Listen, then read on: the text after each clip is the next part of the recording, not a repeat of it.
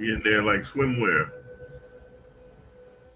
Hey, all praise to the Most High, man. First of all, we give all honor, praise, and glory to the Most High God, whose name is Yahweh, in the name of His heavenly Son, whose name is Yahweh Shah. Right? We back with another War Zone Wednesday. It's your brothers from Yahweh's camp, right? And just like we do each week, we got another mighty lesson for the people. Shalom to the children of Israel spread abroad, and we back at it, man. Right? I'm gonna go around, let everybody introduce themselves right quick. Hey, Shalom Israel, it's your brother Mahar. Hey, Shalom, Shalom, Israel. This your brother Yashua Ben Yahweh. Hey, Shalom Israel, it's your brother Aniel. Hey, Shalom, Shalom. It's your brother Kazak. All praises, all praises. That's the mighty Yahweh's camp, right? And like I said, we back with another War Zone Wednesday. As you know, it's Passover season, right? Everybody's bringing in the Lord's Passover, right? So I thought, the Lord put it on my spirit to go into the great and powerful, uh, the Most High, man, right? And this lesson is going to be based. It's going to be based on the story of the Exodus, right? How our forefathers was freed out of the hands of Pharaoh um, when we were slaves in Egypt, right? Because like I said, it's Passover season, right? It's the Lord's high holy day. Um, so the Most High put it in my spirit to go into some of these precepts, man, about the Exodus, right? Um, so yeah, man, just I've been meditating on this. I don't know, probably for a couple weeks here, and yeah, man, like I say, this the highest holy day we have, right? We're taught in the scriptures that we have to remember this day. The Passover was a memorial for our people, where the Most High saved us from the hands of Pharaoh, right? So yeah, man, I thought this would be a mighty lesson, um, edification for the people, and just keeping the commandments by remembering this high holy day, teaching our people about this high holy day, our family about this high holy day, and just going into the memorial of the Lord's Passover. So I'm gonna kick it straight off. Mahar, can you pull up Romans 15:4 for me? Gone. And we're gonna flow in the spirit. Yeah, man. I really was thinking, man, like meditating on this lesson. I've been meditating on it hard. Um, just the obedience that the Most High was teaching us while we were in Egypt, right? You know the story. Our forefathers, they went into Egypt, right? You had plagues going on, famines going on, and our forefathers they went into Egypt, right? So we're gonna meditate on that, and we're gonna break down some history, some precepts, and just go through it with the spirit of the Most High. So you can read that whenever you're ready, King. Gone. The book of Romans, chapter 15, and verse, you said 4, right? Come. For whatsoever things were written aforetime were written for our learning, that we, through patience and comfort of the scriptures, might have hope. And that's powerful right there, right? Because these precepts, this scroll that we read, these scripts that we read, right? They're here for our learning, right? We're taught in church, man, that basically a prosperity message, right? But once you come into the walk and know that you're an Israelite, this is actually your history in this Bible, right? So it's written for our learning, and it was written also through it that we would have patience and comfort uh, the scriptures that we may have hope, right? Because I'm not gonna lie to you, when I really started getting into this lesson, I don't know about a week or two ago, man, like I really, my spirit was really raised up, right? Because it showed you the power of the Most High and what the Most High did for us, right? It really lifted up my hope, right? Especially in a time that we're living in where you got basically all hell breaking loose, right? Like we're literally on the brink of World War III, right? You got Iran, Iraq, Salakia. You got Iran and Israel, right? You got Russia, Ukraine, right? America's got their hands in all this stuff. They got to back certain allies, right? So you literally got World War III at your doorstep, man. Any minute, any minute, man, one of these missiles could be fired off, right? So we can see that our salvation is near, right? So this lesson, it's heavy in obedience and it's heavy in hope, right? That the Most High is going to save us out of our captivity, right? It's a lot of similarities in the Egypt and America. So you can see, man, you can see this whole thing crumbling. You can see America's system, man, is literally crumbling, right? And the Lord, He's putting signs out there. You got all kind of signs that are happening. You got ships running in the bridges, man. You got signs in the heavens, right? You got crazy weather. You got all these signs that are happening. You got earthquakes in places that don't ever have them, right? Like I said, boats running in the bridges. You got eclipses happen, right? All signs are pointing towards our salvation coming near, right? So yeah, like with this Passover, right? The Most High, he instructed us to remember this high holy day, to make this a memorial, right? Which the root word of memorial is memory, to keep this in our memory. And the Most High, he's showing us, uh, how we need to be obedient to the Most High, right? And a big thing in this lesson too is for the Most High, that He glorified His name, right? You can see it all through the scriptures that he was going to glorify and declare His name to the whole world from what He did to the Egyptians, right? So I'm gonna go right into it. Can somebody give me Deuteronomy chapter 6 and start at verse 17? Mahar, you can you pull that up for us, King? Right? Because a lot of this is about obedience, right? A lot of this is about the Most High, man, having us be obedient to Him, right? You imagine, just think about it. We're in Egypt, right? And the Most High, He's showing you all these signs. Like literally back then, our forefathers and ancestors, they were seeing signs of the Most High and His power, as far as taking down these heathens, as far as destroying these heathens, putting plagues on them, right? Destroying their kingdom, letting them crumble. So that's hope for our people, right? Our forefathers got to see the hand of the Most High, and live action, man, right? They got to see the plagues. They got to see how the heathen nations were destroyed. And you got to think too, man, the Most High was getting us prepared, because when we come out of Egypt, right, we watched the Egyptians fall, but then we had to go into Canaan and take down another nation. So the Most High was building our spirit up to show what kind of power that we serve, right? To show that our enemies couldn't stand in front of us, man, right? Our enemies couldn't stand up to us, right? Because he destroyed Egypt, right? And he sent us into Canaan to destroy Canaan, basically destroy all the Hamite all the Hamite heathens, man, that was surrounding us. So the Lord, he does these things, man, to build us up, build up our faith, build up our strength, right? Show certain signs, right, to get us prepared for what we have to do, man, right? And we still have that hope that our enemies in America are going to be destroyed also. So you can read that whenever you're ready, King.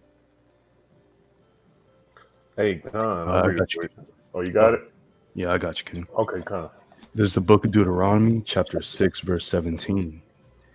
Ye shall diligently keep the commandments of the Most High your Elohim, and His testimonies, and His statutes, which He hath commanded thee. You can keep reading, King. We're going to read. I'm going to take it down to about 25. Con, King. Verse 18. And thou shalt do that which is right and good in the sight of the Most High, that it may be well with thee, and that thou mayest go in and possess the good land which the Most High sware unto thy fathers. Mm-hmm. Verse 19. To cast out all thine enemies from before thee, as the Most High hath spoken. Verse 20. And when thy son asketh thee in time to come, saying, what mean the testimonies and the statutes and the judgments which the Most High hath commanded you? Mm-hmm. Keep going. Verse 21. Then shalt thou say unto thy son, we were Pharaoh's bondmen in Egypt, And the Most High brought us out of Egypt with a mighty hand. Verse 22, and the Most High showed signs and wonders, great and sore, upon Egypt, upon Pharaoh, and upon all his household before our eyes. You see that? So just like I was saying earlier, right? We're commanded to teach our youth this. We're commanded to teach our children, our household this, right? Like you said, when they ask you what is all these statutes and these commandments about, you're supposed to tell your children um, what the Lord did for you, right? Because this was given to our forefathers, and they actually seen the hand of the Lord be against the heathen, right? In the physical, you see that he actually seen that they actually seen the Most High, man, destroy these heathen nations, man, right? So we're commanded to teach this to our youth, right? We're commanded to keep this as a memorial and rejoice in the Lord, man, for what He did for our forefathers. You can keep reading, King. Verse 23, and he brought us out from thence, that he might bring us in, to give us the land which he sware unto our fathers. Verse 24, and the Most High commanded us to do all these statutes, to fear the Most High, our Elohim, for our good always, that he might preserve us alive as it is at this day. Read 25, and that'll be it on that. 25, and it shall be our righteousness, if we observe to do all these commandments before the Most High, our Elohim, as he commanded us. All praise to the Most High, man. So, like I said, just keeping this in memory, man, what the Most High did for our ancestors and how He was with us, man, right? The power that we serve, man, right? Because I'm gonna be going into a little bit of history about Egypt here in a second. But yeah, it was a mighty thing. Taking down Egypt at that time, man, was like taking down America, right? Because this is a nation that had been around for a while, right? A nation that formed itself after the flood. This wasn't no small task, right? The Most High literally destroyed one of the strongest nations that was on the face of the earth at that time, right?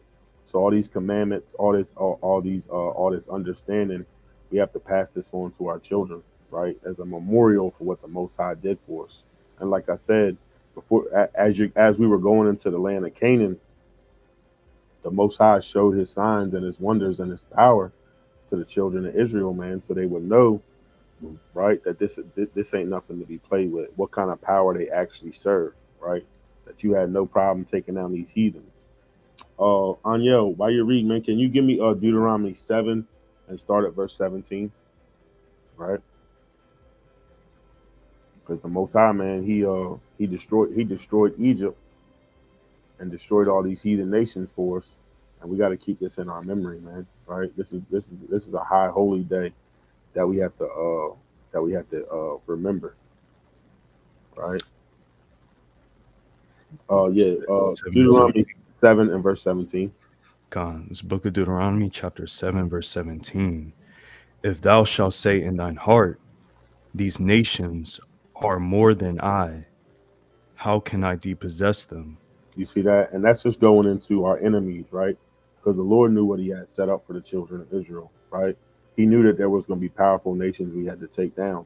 So if we say in our heart, these nations are more than I, how can I depossess them? Keep reading, King.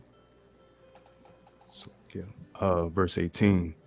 Thou shalt not be afraid of them, but shalt well remember that the Most High thy Elohim did unto Pharaoh and unto all Egypt. You see that, man? He sent us into Canaan, right? We're supposed to be feeling good about what the Most High did to us, did to Egypt for the children of Israel, right? He put His power on display, right? To not only make a name with the nations, but make a name with the children of Israel, so they could see what kind of power they serve, right? So you wouldn't have that fear in your heart, and to say if we took down the Egyptians, we shouldn't be scared of no other nations, right? Right? If the Lord's going to deal with Egypt like this, how's He going to deal with the Canaanites? How's He going to deal with the Hittites, right? The Assyrians, the Babylonians, right? That's why we shouldn't fear these other nations, because the Passover is a prime example. We shouldn't fear America, right? Because the Lord, hey, we didn't pick up no stones or no spears or have no guns, right? The Lord did all this Himself, right? He took down Egypt and Pharaoh all by himself. You see that? So the Lord, he's building up the children of Israel, and he's showing them what kind of God they serve, what kind of power that the children of Israel serve. You can keep reading on that, King. Verse 19. The great temptations which thine eyes saw, and the signs and the wonders, and the mighty hand, and the stretched out arm, whereby the Most High thy Elohim brought thee out, so shall the Most High thy Elohim do unto all the people of whom thou art afraid. Verse 20. All praise. Hold right there for a second. Another thing too, man, the Most High put that power on display because he knew, man, that there was going to be an urgency, or not an urgency, but there was going to be a temptation, man, to follow these other nations, right? You got to think what our people seen in Egypt, right? We've been in Egypt, right? We're watching them serve all these different gods, right? We're watching them do all these weird sacrifice and all these heathen customs. So the Lord, he put his power on display so we wouldn't go off, man, and start serving in idolatry, right?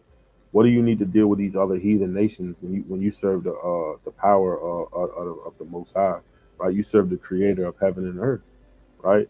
So there's many reasons, man, why all these things had come into place. You see that he was showing the children of Israel that you don't have to serve these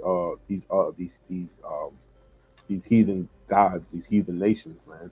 You don't have to serve no other power.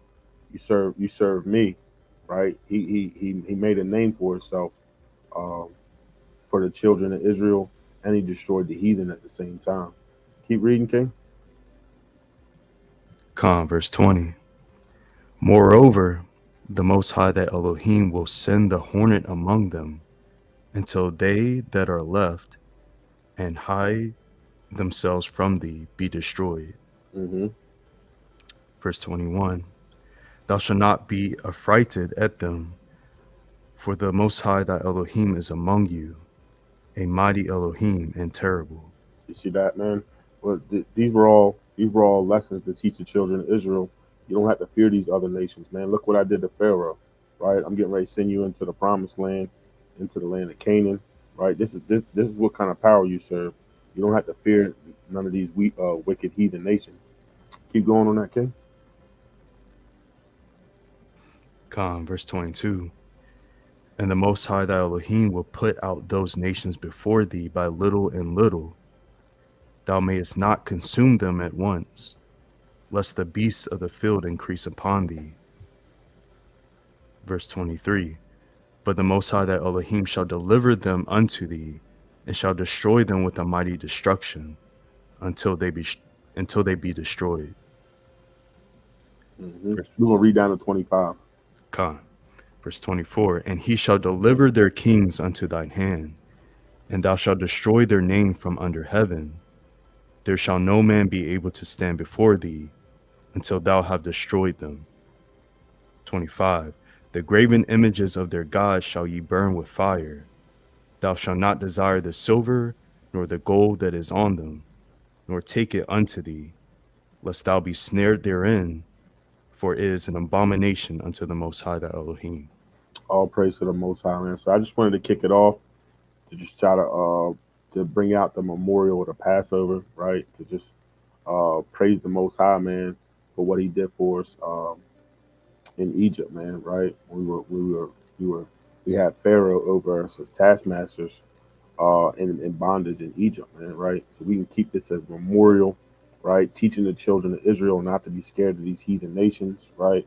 Remembering what the Most High did for us, right? And remembering what kind of power we serve, right? Because it's a powerful thing, man. This Passover, right? Like I said, my spirit was amped up, man, reading back over this the Exodus, man, right? Because just the power we serve and how the Most High loves the children of Israel, right? What he did, man, to these other nations for us, right? This is something we supposed to remember, constantly, right? We supposed to meditate on this thing, right?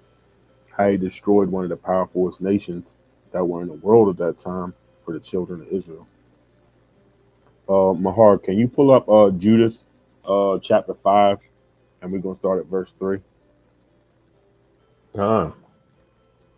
All praises, man. So, Yeah, I just want to start off with that little introduction. We're gonna get into some history, right? How our people ended up in Egypt, right? Some history on the nation of Israel, and I'm gonna be pulling up some information, man. Like I was reading a book, right? I don't know if you can see it, but it says, let me see here, illustrated manners and customs of the Bible, right? I got a little bit of history out of this book that I was reading, and I got it, man, for it just goes into certain details and stuff, and like anything, man, right? You could chew up the meat and spit out the bones. There's some stuff in there that I don't dabble in or deal with too much, but it was just going into the history of Egypt, and it was saying, right, like we all know the history and the story of the flood, what happened, and we know the nations that came out of the flood, and just from my understanding and what I've been meditating on, man, a lot of these Hamite nations were strong after the flood, right?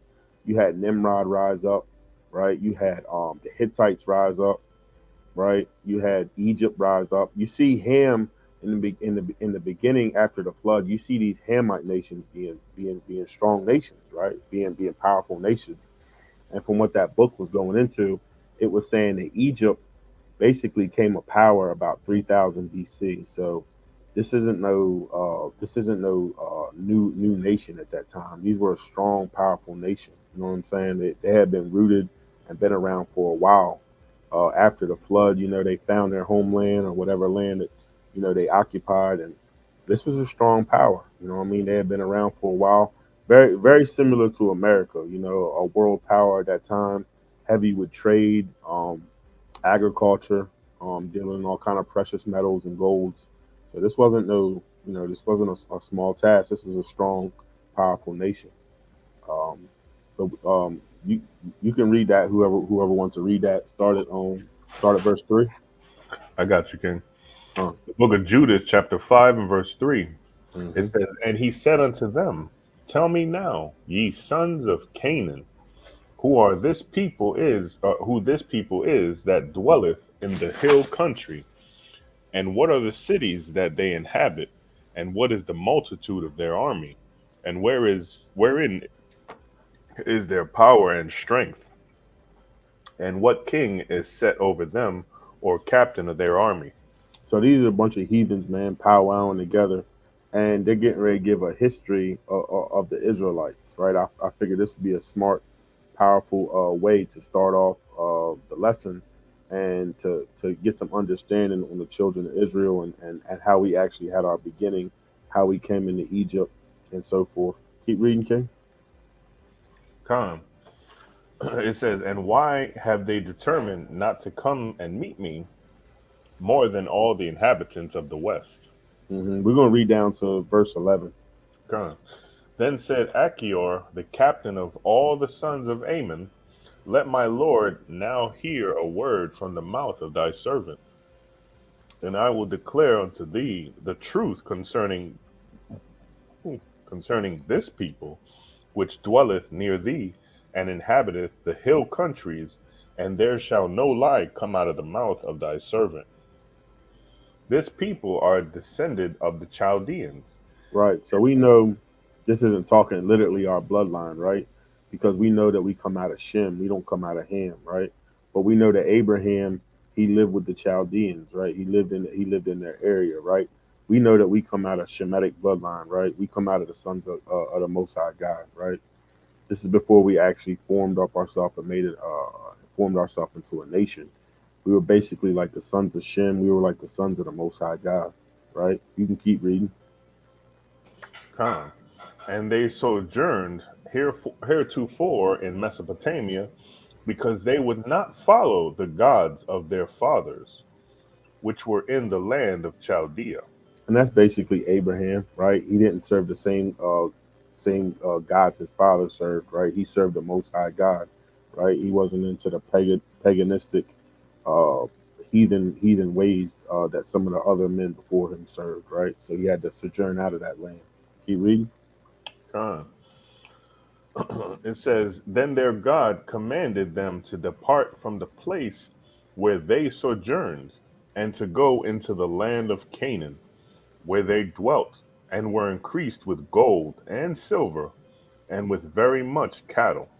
And this is where we start getting the promises at, right? This is where we start getting the covenant, right? The Lord promised that land of Canaan to us, right? Through Abraham, Isaac, and Jacob, right? So the Lord's taking us to our land that we're going to dwell in, that the Lord's going to give us, right? In future times, right? This is covering Abraham, our forefather.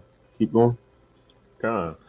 It says, but when a famine covered all the land of Canaan, they went down into Egypt and sojourned there, while they were nourished and became there a great multitude, so that one could not number their nation. Right. And if you don't know, this is going into the story of Joseph, right? He went into Egypt, right? He was a slave at one time, and with the wisdom and the power of the Most High God, man, he rose up into second in command in Egypt, right? He was basically second in command of Pharaoh, and like the Bible goes into a famine that happened.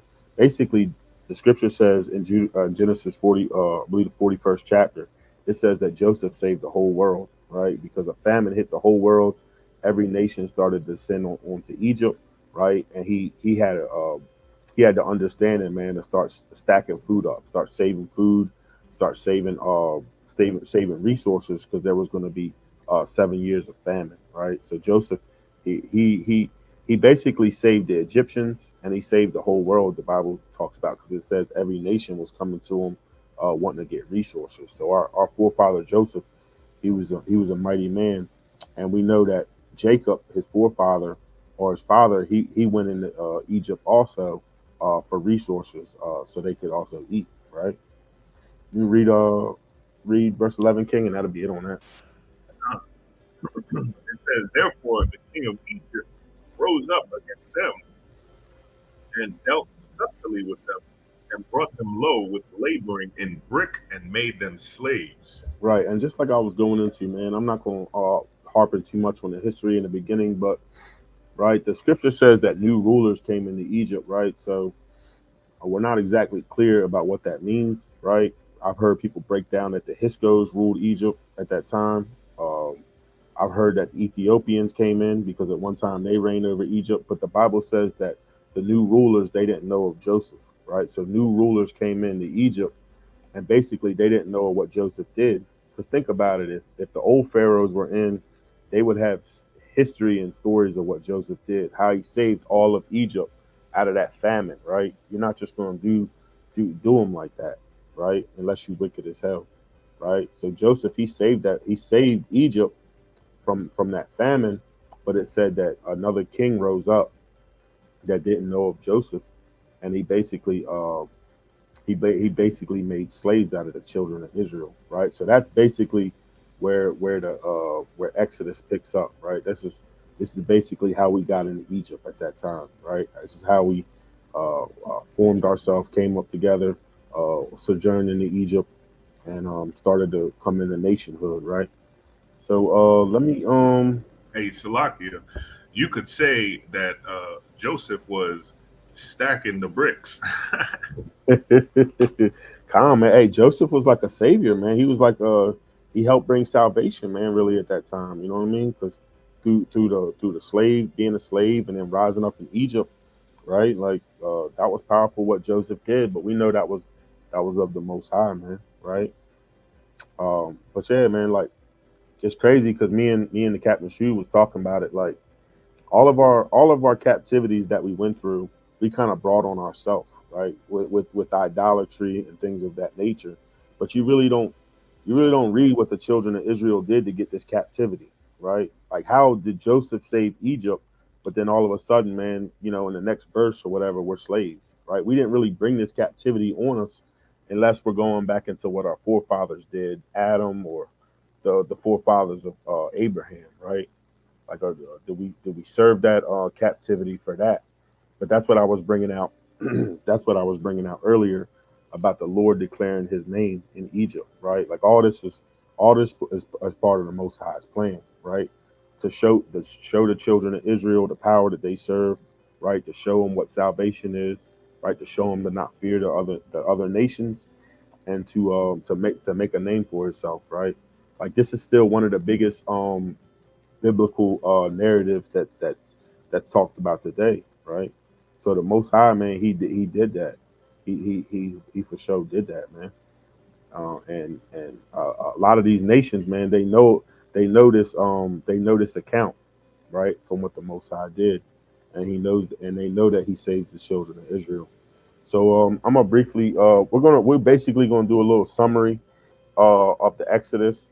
I'm not gonna read through every. Obviously, I can't read through all 12 or 14 chapters, but we're gonna mix it up and try to just shed some light on the power of the Most High, man, right? Because all through the scriptures, he's called the great and terrible power, right? The Hey, other nation Salakia, know real his quick. power. If we, just to land me back off your points, Salakia, if we go down to that verse 17, that'll show you exactly why we were put in why we were put into bondage, right? It says, and whilst they sinned not before their God, they prospered, because the God that hateth iniquity was with them. Oh, So they tricked the, or they like the verse said before. It said that the Pharaoh dealt subtly with us, right? He did it underlying. He did it. He snuck in. He snuck it under the rug, and you know, he pulled us into sin, into idolatry, and all that stuff. oh. Hey, that's a strong point. I'm gonna be going into that a little bit later, right? Like, the Bible doesn't really give a shalom to the captain, mighty Yashuv in the building. Shalom, cap. The Bible doesn't go into deep detail, but just through my studies and my understanding, right? Like, you got to imagine what the children of Israel were seeing. We stayed there what 400 and some years. You can only imagine what the children of Israel were seeing. Uh, the children of Ham do, the Egyptians, like what kind of sacrifices they were doing. Calling out to their gods, and I'm gonna kind of get into that a little bit, um, especially like the account of the golden calf, right? Because where did they get that from, right? If they formed a nation in Egypt, right? And then we know in Exodus 32 they started doing the golden calf. Like, where did they get that from? They had to get that out of Egypt, right? They had to see some of the pagan god. Yeah, there you go. Right? They had to see this stuff in the Egypt, right? But I'm gonna go into that in a little bit in this lesson about the idolatry worship and worshiping the idols of these other nations, right? Sun worship, worshiping planets and other gods. But yeah, man, like you have to think, man, that some of that stuff in Egypt, man, was rubbing off on the children of Israel. You know what I'm saying? Seeing that stuff and seeing their sacrifices, uh, watching them worship their pagan gods and their pagan idols. So the Most High is like, man, I gotta get my children up out of here, right? Because it's wicked as hell. But let's kick it off, man. Can you pull up the Exodus, man, and start at chapter 1, Ephraim? Pull up Exodus 1 for me, and we're gonna start at verse 7. Like I said, I'm not gonna try to read through the whole Passover, the whole story, but we're gonna do like a little quick summary, and I'm gonna break down a few points here and there. Just try to give some understanding, some edification for the people. All praise to the Most High.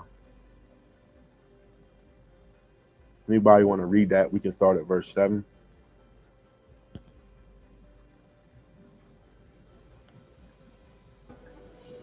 Damn, don't nobody jump at once. The book of Exodus, chapter 1, verse 7. And the children of Israel were fruitful and increased abundantly and multiplied and waxed exceedingly mighty, and the land was filled with them. Now there arose up a new king over Egypt, which knew not Joseph. And he said unto his people, Behold, the people of the children of Israel are more and mightier than we. Come on, let us deal wisely with them, lest they multiply, and it come to pass that when there falleth out any war, they join also unto our enemies, and fight against us, and so get them up out of the land. You see that? So the new king, he was like, man, he was like, we got enemies that come into Egypt. The children of Israel might band together with them. You know what I'm saying? So yeah, they dealt crafty with our people. They used crafty counsel, and That's what the heathen does, right? That's taught all the way through the Bible. Right? The Pharaoh and these kings in Egypt, man, they dealt with our people with crafty counsel, right? They feared our people, you know. Scripture says we was multiplying, right? Wherever we go, the children of Israel is going to multiply. So they had fear. They had fear that they were going to be overtook by the children of Israel. Read that verse 11, King. Con. Hey, but look, that's what's happening right now. Come, we everywhere we go, we wax stronger and stronger and mightier and more Israelites and more children. Right. Look at Black Wall Street. That's right. Yeah, we teach that all the time though. Even in slavery, man, we're always more powerful and more stronger than the other nations. You know what I'm saying? We're even when we're in our lowest state, it's kind of like we still have that power from the bottom. You know what I'm saying? Make that make sense. Even at a lowest state, we still shine. Yeah, that's how you can tell the Most High be with us, man. Right? That's how you can tell we're the children of Israel. Read that verse 11, King. Verse 11, therefore they did set over them taskmasters to afflict them with their burdens. And they built for Pharaoh treasure cities, Pithom and Ramses. So I'm not going to read all the way down into that, but you know the story, like the Judith was saying, man. We basically we went there to sojourn during the famine, and before you know it, we were slaves in that land. We just like we built up America, Persia, all these empires, we built up Egypt. Right, that was something that just overtook us, man. Right, we had to serve Pharaoh, man, under hard bondage and rigor, man. Right, we had to build up his kingdom. Can you go to Exodus 3, Mahar? We're gonna go drop down to about Exodus 3. We're gonna start at verse 7. Oh no, Slakia. Yeah. I'm sorry. Exodus 3. We're gonna start at verse 7. The book of Exodus, chapter 3 and verse 7. It says, and Yahweh said, I have surely seen the affliction of my people which are in Egypt, and have heard their cry by reason of their taskmasters, for I know their sorrows. And I am come down to deliver them out of the hand of the Egyptians, and to bring them up out of the land unto a good land and a large, unto a land flowing with milk and honey, unto the place of the Canaanites and the Hittites and the Amorites and the Perizzites and the Hivites and the Jebusites. We was getting ready to take over another Hamite nation. Read verse 9, King. Come. Now therefore, behold, the cry of the children of Israel is come unto me, and I have also seen the oppression wherewith the Egyptians oppressed them. So that's something I was meditating on too, right? Like I was thinking about this hard, meditating on it. Like what father, if you don't see your children crying, what father could see his children crying and not feel sympathy for them, right? How can you not? What father, what mother, what father wouldn't see his wife crying out and not feel sympathy for her, right? So it's just like the Heavenly Father with us, right? It says, behold, the cry of the children of Israel has come unto me, right? And that's what I was teaching on the streets Saturday, right? Like whenever we cried out to the Most High God, he heard our cries, right? But if our people aren't crying out to him, then how's he going to hear that, right? How's he going to hear our cries if our people aren't crying to him, if our people ain't pleading, if our people aren't praying to the Most High God? If we're happy in our captivity, how's the Most High going to hear us, right? So that means we got to continue to cry out to the Lord, man. Hey, Salakia. Hey, I got a precept that go with that. Bring it out, King. Khan, this the book of Ezekiel, chapter 9, verse 4. It says, and the Lord said unto him, go through the midst of the city, through the midst of Jerusalem, and set a mark upon the foreheads of the men that sigh and that cry for all the abominations that be done in the midst thereof. Right? That's going into, like you were saying about, crying out to the Most High. Right? We supposed to be crying out, saying the condition that we in, being in this captivity, right?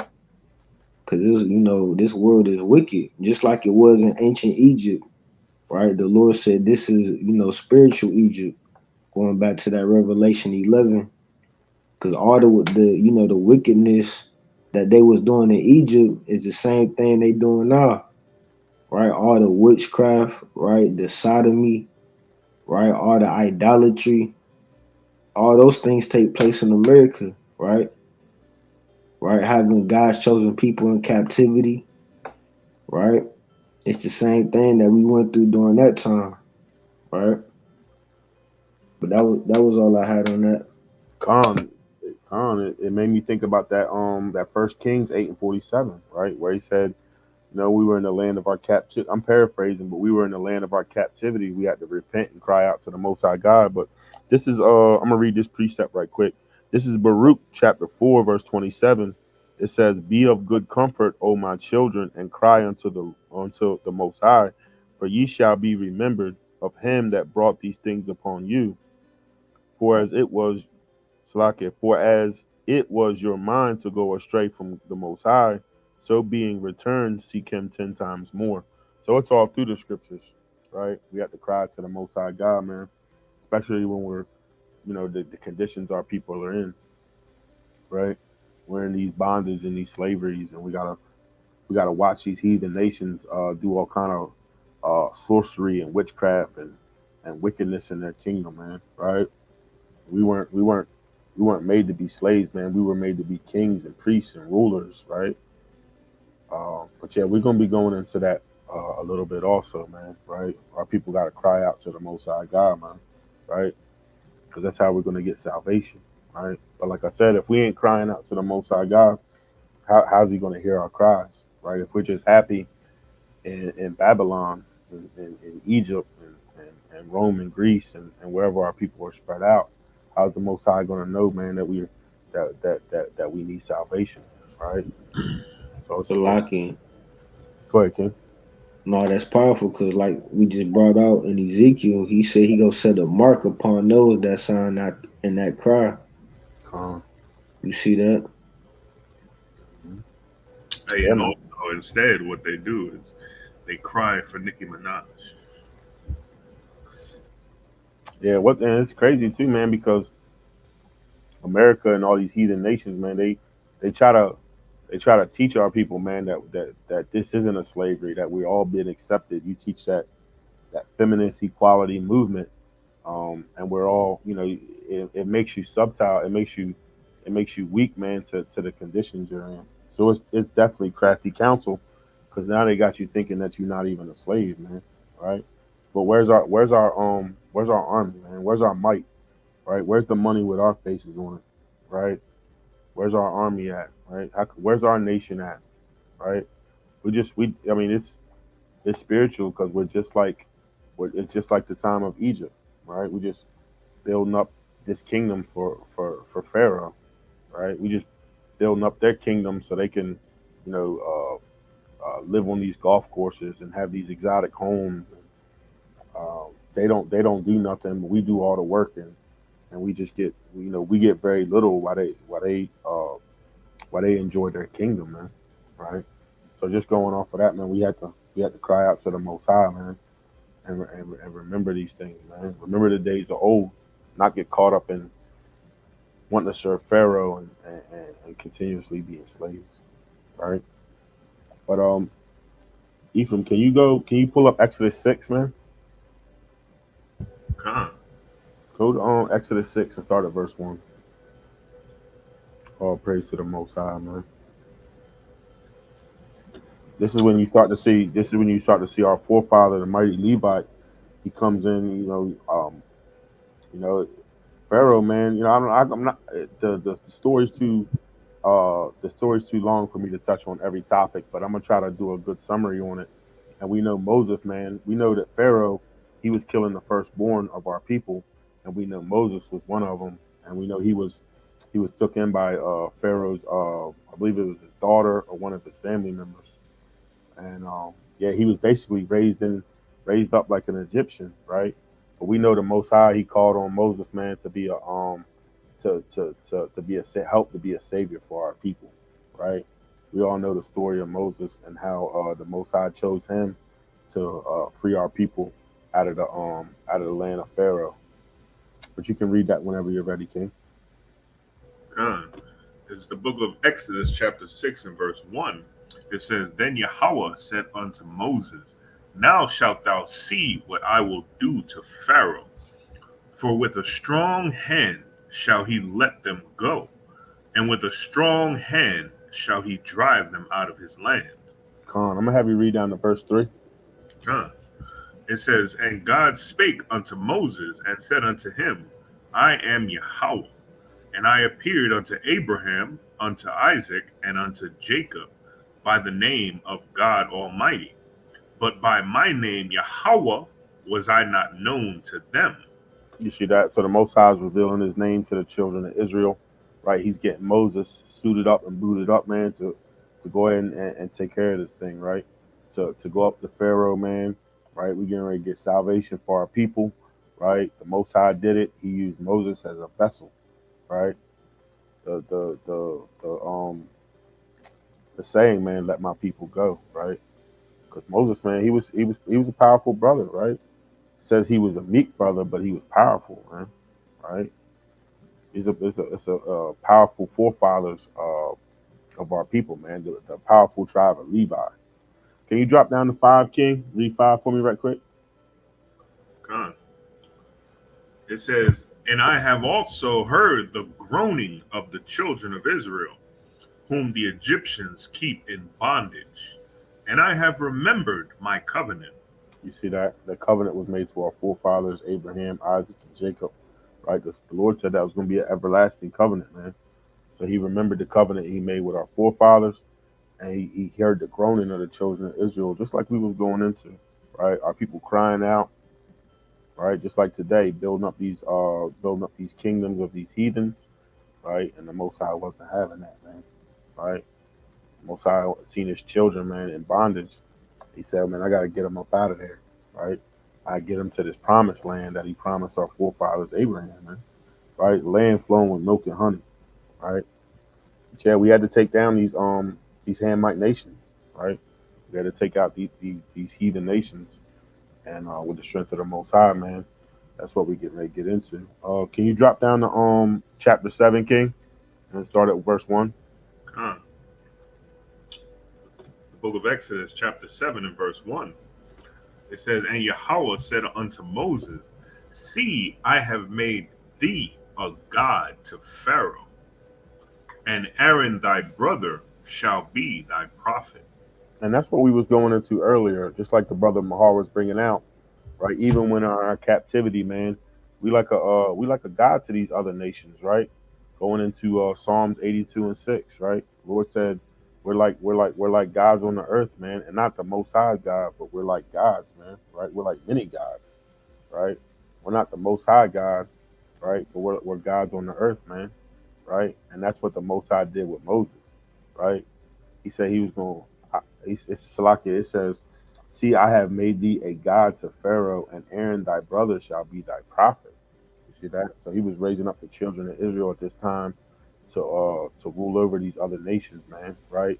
To be a power to Pharaoh, man. So we could show Pharaoh, man, like, look, this is what it's going to be. This is the power we serve. We got to get up out of here, man. Right? We had to show him the strength of the Most High God, man. Read 2, King. We're gonna read down to 3 on that. God. Verse 2, it says, Thou shalt speak all that I command thee, and Aaron thy brother shall speak unto Pharaoh, that he send the children of Israel out of his land. Keep going. And I will harden Pharaoh's heart, and multiply my signs and my wonders in the land of Egypt.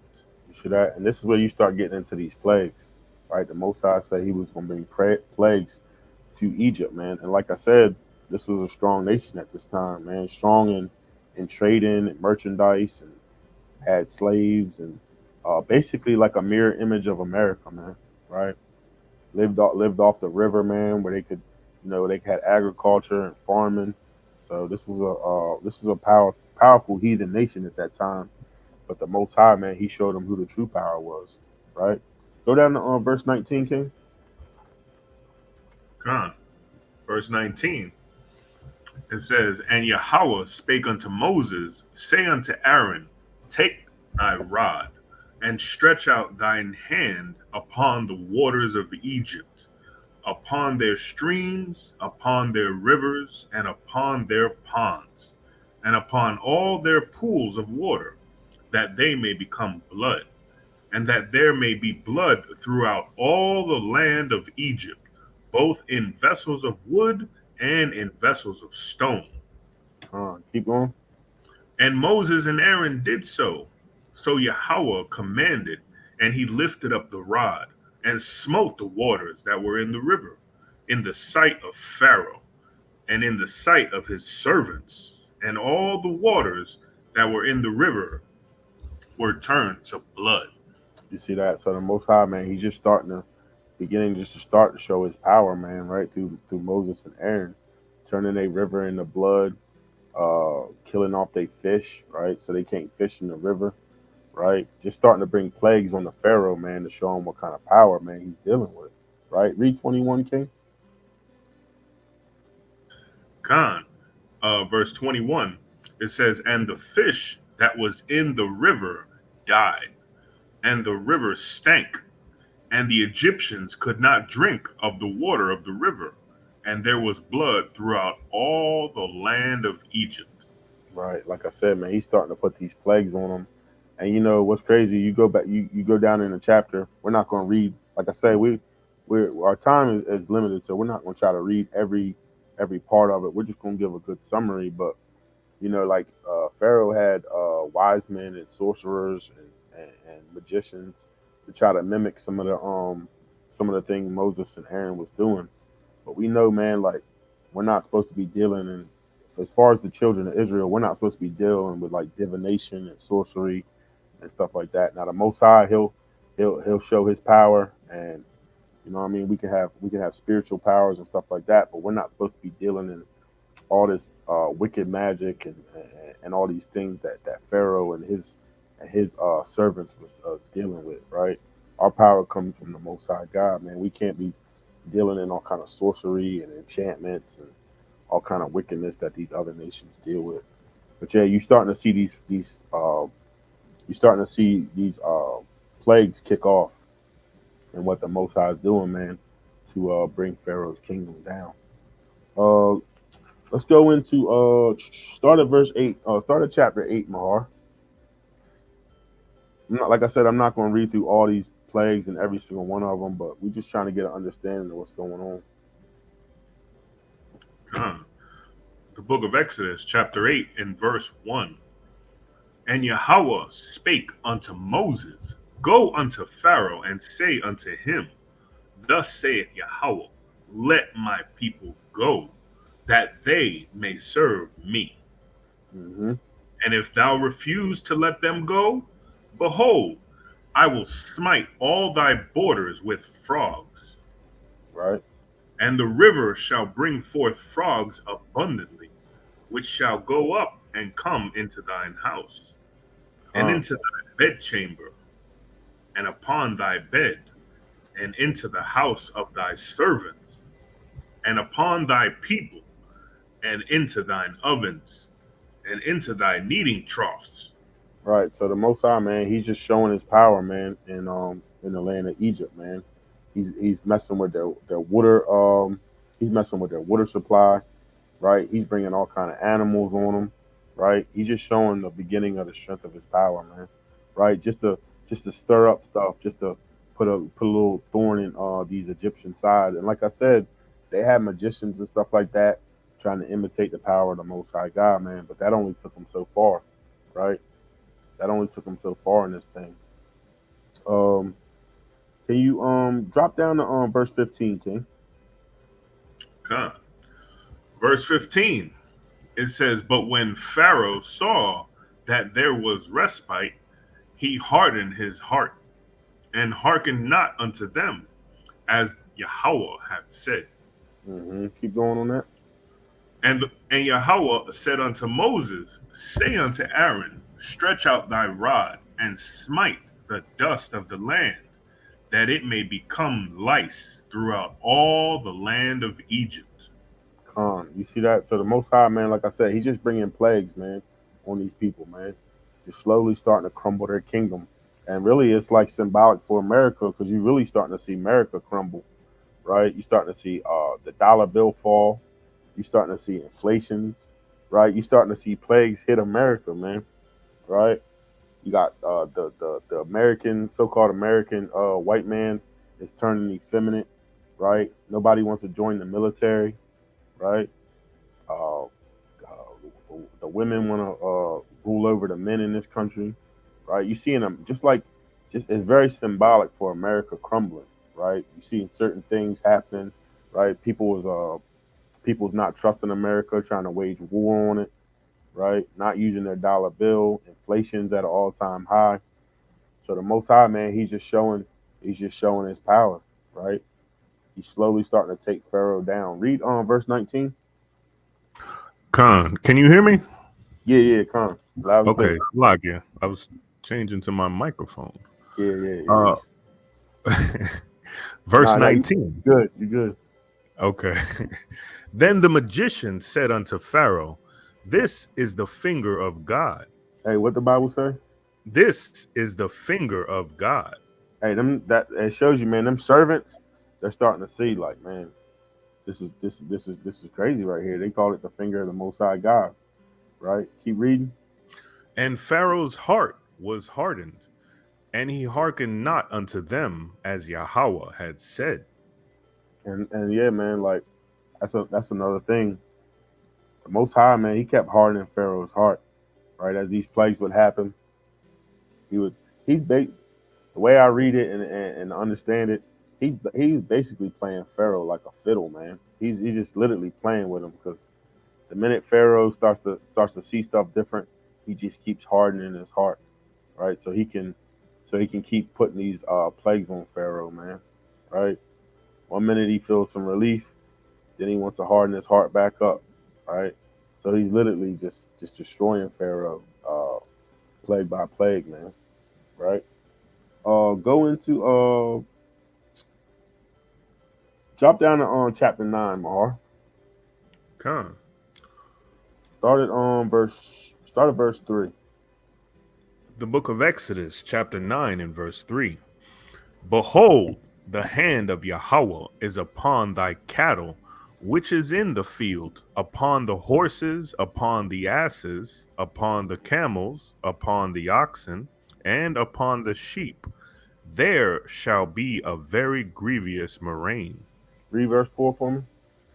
And Yahweh shall sever between the cattle of Israel and the cattle of Egypt, and there shall nothing die of all that is the children of Israel's. Hey, it's important to remember, man, that none of these plagues hit the children of Israel, right? All this stuff that Egypt was going through, all this stuff stayed with the Egyptians, right? I believe Israel lived in the land of Goshen, right? And none of this stuff affected the children of Israel, right?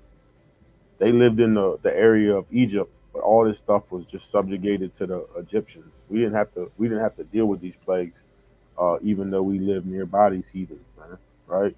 So all this stuff was grievous to Pharaoh and his house, right?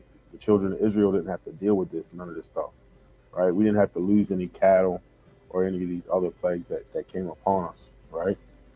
Um, let's see here. Drop down to 14, Mahar. Read that for me, King. Khan. Verse 14, it says, "For I will at this time send all my plagues upon thine heart, and upon thy servants, and upon thy people, that thou mayest know that there is none like me in all the earth." You see that? The Most High, man, he's declaring his name amongst these heathens, man. Right? Matter of fact, we're gonna go back to that, man. But can you let's see here. Can you pull another precept up for me, Mahar? Can you pull up Malachi 1 and 14? Khan. Mm-hmm. All praise to the Most High, man. Right? He made his name off of these Egyptians, man, and that's what the Most High does, man.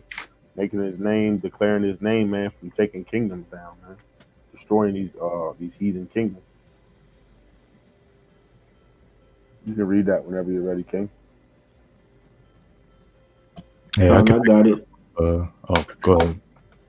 Yeah, that's the spirit. Cause I was just from the pull that too.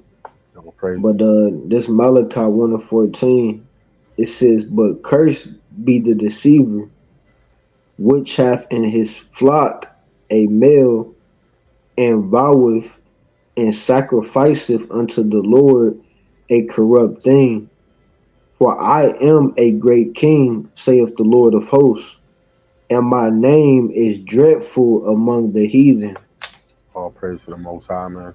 Right? Just going over this, and the Lord bringing these plagues on to Egypt. Right? You constantly see that he was going to declare his name and show the whole world his power uh, with the plagues that he put on them.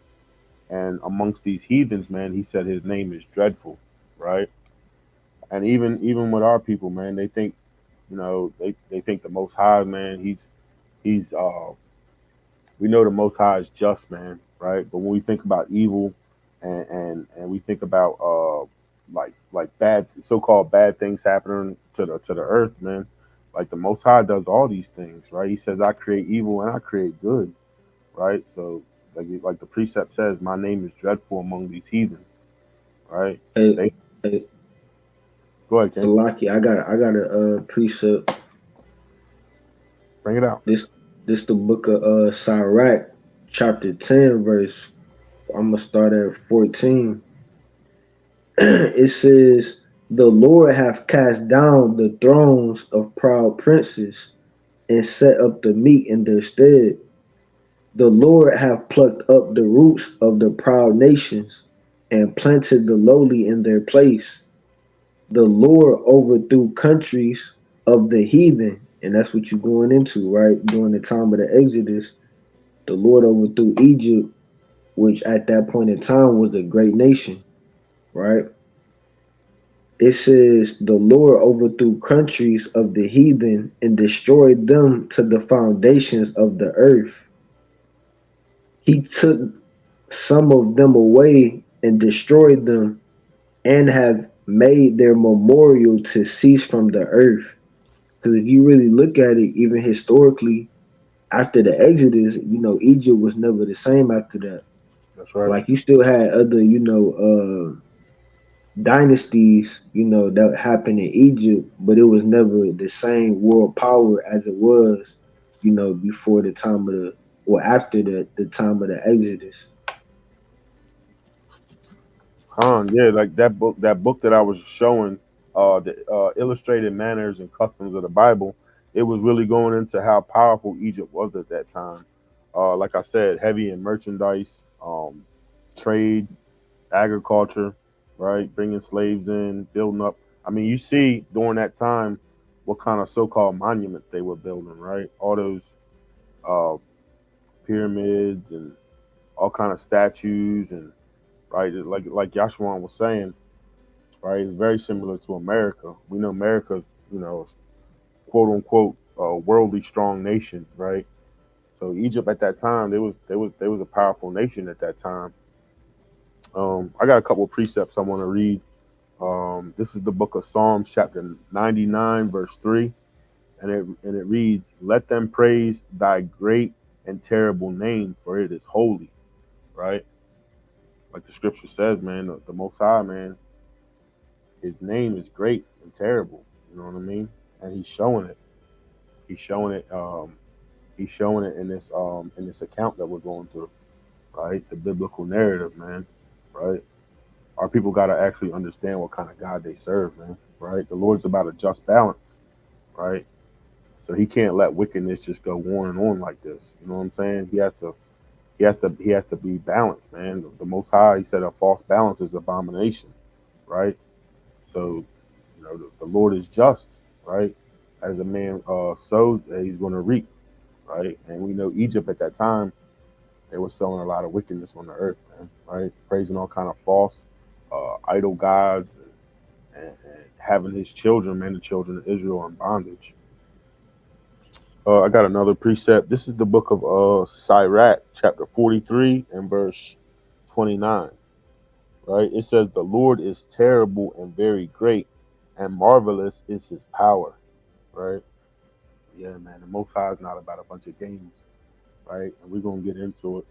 Um, the first couple plagues in the beginning, they weren't as powerful as the latter end, but still, man, he's just put cracks in their kingdom, right? Even like I say, even the servants of Pharaoh knew, man, that this is the finger of God, right?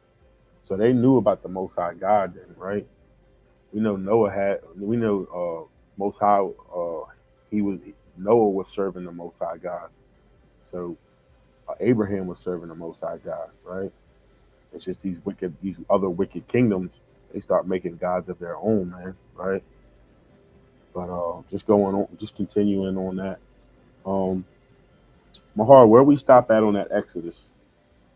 I believe we stopped at verse 7. I know we were at chapter 9. Let's see here. Start at 9 and go to verse 24. Exodus 9 and 24. Verse 24. Let's pull it up over here. It says, "So there was hail and fire mingled with the hail, very grievous, such as there was none like it in all the land of Egypt since it became a nation." So you see, man, the Most High, man, he's starting to really get into this thing. He's dropping hail and fire, destroying crops and whatever that this hail would destroy, man. Read 25 for us, King. It says, "And the hail smote throughout all the land of Egypt, all that was in the field, both man and beast. And the hail smote every herb of the field, and brake every tree of the field." You see that? Like, he's really starting to destroy Pharaoh's kingdom, man. Because now your food source, right? Your food source is starting to get low. He's destroying the herbs of the field and your crops, right? He's starting to take them out, starting to take your trees out. And it's symbolic for America, right? You're gonna have food shortages going on, right? These tractor trailers are gonna stop bringing food, right? Walmart's not gonna be around after a while, right? It's little things you do, man, to destroy kingdoms, and food supply is a big thing, right? So he's starting to show, man, his power and really get into these plagues, man, right? Read 26, man, Mahar. It says, "Only in the land of Goshen, where the children of Israel were, was there no hail." You see that? So the children of Israel, they didn't have to go through these plagues, man, right? Only the heathen had to, right? The Most High didn't. He spared the children of Israel. They didn't have to. They didn't have to worry about their crops being destroyed. They didn't have to worry about their fields being destroyed, right? All this was for Pharaoh and his servants and his kingdom, right? Drop down go to chapter 10 for me, Mahar. Start at 1. Yeah, we're gonna read just 1 and 2, I believe. Okay. The book of Exodus, chapter 10 and verse 1. "And Yahweh said unto Moses, Go in unto Pharaoh, for I have hardened his heart, and the heart of his servants, that I might show these my signs before him." Like I said, man, just when Pharaoh has a quote unquote change of mind, right, the Lord comes back and hardens his heart, man. He's literally playing Pharaoh like a fiddle or like an instrument, man. Right? Got this dude all messed up, man. Right? Destroying this cat. Shalom, everybody tuning in. Shalom. Yeah, man. Lord, man, he's really getting into this thing and showing his power, man. And he's hardening Pharaoh's heart at the same time, so he can continue to just put his wrath on Pharaoh, man. Right? The Most High did this for the children of Israel. We got to be mindful of this thing, man. Right? Mm-hmm. Hey, but look at this. Hey, Salaki, real quick. In Dubai, these bastards got like damn near a year's worth of rain the other day. I seen that. Because they, and it flooded all of Dubai. You saw planes were trying to take off, but they were in a pool of water. How do you take off in a pool of water? It's very hard. But they talk about that it's cloud seeding that they're doing. Yeah, you could do cloud seeding, but the Most High put it in your heart to do that cloud seeding, right? I don't know if anybody can see my air quotes through the microphone, but he put it in their heart to try to do this, and the Lord is giving them that illusion that they have some kind of control. Hey, what was that happened last year? Was it a mudslide or earthquake, or it killed like 40,000 people? I think it was Syria or one of those countries. I think it was Turkey. Turkey. Yeah, in Turkey they were, hey, the Lord hit them with a mighty, mighty earthquake, right? And that earthquake killed a lot of people. I think the total was about 90,000. See that? Hey, the Most High, man. The great and terrible power, man. Right? They don't be playing, man, especially with these heathens, man. He be taking them out, right? I mean, just destroying them off the face of the earth, man. Right? That's why we gotta get ourselves together, Israel. We gotta come back to the Most High, man. For real. We don't want to see the wrath of the Most High, man. Right? When he really destroys this place, man. We gotta get our spirit in check, man. Realize what kind of power we serve, man, these last days, man. Right? You seeing all kind of stuff happening, man. Like, what was that happening in Russia? People going in buildings, shooting, having shootings and stabbing sprees in Australia. Mm-hmm. Man, I'm constantly. Man, a priest got knocked out. Right, he got started. Some dude, just a 16-year-old, I think it was, just walked up to the pulpit, just started punching him in his face, and then took out a knife and started stabbing him. Hey, I think I posted it on the group chat, man.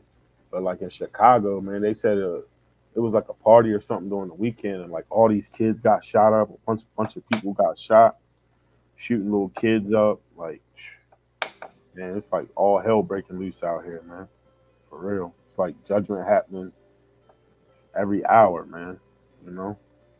So the Most High, man, he's not playing, man. You got something, Yashua? All praise to the Most High, man. So read verse 2 for me, King. Khan. It says, and that thou mayest tell in the ears of thy son and thy son's son what things I have wrought in Egypt, and my signs which I have done among them, that ye may know how that I am Yahweh. Khan. And yeah, so this is a part of the lesson, man, that I wanted to kind of make just a little small detour on, man, because like I said in the beginning of the lesson, one reason the Most High did this, man, is to show what kind of power and what kind of God we serve, man, right? To keep Israel away from idolatry and idol worship, right? Because we know, man, reading on in the scriptures, that's something that our people will struggle with, and even to this day, man, these heathens give us Caesar Borgia, right? You got so-called Islam, right? The Lord said, man, we would serve wood, man, and stone, right? So, I was meditating on that idolatry worship hard, man, because that's something, man, that our people still struggle with. And the Most High, man, he's showing his power in Egypt, right? To say, hey, look, you serve the Most High God, right? I'm doing this for you. You don't have to go out and serve these idols, man, right? And I was meditating on that Matthew 19, where the Messiah was breaking down adultery, and he was saying, man, that the only reason, you can divorce your wife is over adultery, right? And if you think about it, right, because like he was saying, Moses wrote a bill of divorcement, right? But from the beginning, it was not so. Whatever the Most High put together, and I'm paraphrasing, but whatever the Most High put together, let no man tear asunder, right? So biblically, man, right, the Messiah is teaching that you can only divorce your wife, man, over adultery, because back in the day, brother, find any reason, man. She don't do this right, do that right, whatever. You know what I mean? Brother want to divorce his rib. But the Lord taught us, man, the Messiah taught us that only through adultery can you divorce your wife, man. And if you think about it, it's spiritual because the Most High, His wrath really gets hot on Israel when they perform spiritual idolatry, meaning serving other gods. You see what I'm saying? Con. See how that goes together, right? I mean, the Most High, man, He's perfect with this thing. You see what I'm saying? The Lord said the only way you could divorce is adultery, and I'm not gonna say the only time the Most High gets hot with us, but like these slaveries and this captivity and this hard bondage and the wrath that we feel from the Most High, a lot of times in the Scripture, man, it's spiritual idolatry, pouring ourselves out for other gods and other nations, man, serving these other nations. So I wanted to just make a little small detour right quick in the lesson, man. Ephraim, can you bring up Acts chapter 7 and go to verse 36? Right? Con. We just do a little small detour right quick and just bring something out. Hopefully it's edifying for the people. So like you said 736? Yeah, come. I'm just gonna do a little teaching, man, on staying away from these idols, man. Right? Getting away from this idol worship, man.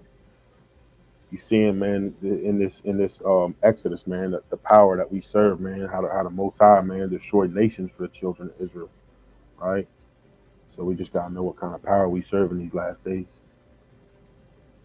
You can read 36, and I think we're gonna read down to 41, King. Con. Mm-hmm. Aniel, you want this? Con, I got you, King. It's Acts 7 and 36. Mm-hmm. Con, this is the book of Acts, chapter 7, verse 36. He brought them out after that he had showed wonders and signs in the land of Egypt, and in the Red Sea, and in the wilderness for 40 years. So that's what we're going into now, right? That's the same account that we're going into in Exodus, Salakia. You keep reading, King. Verse 37.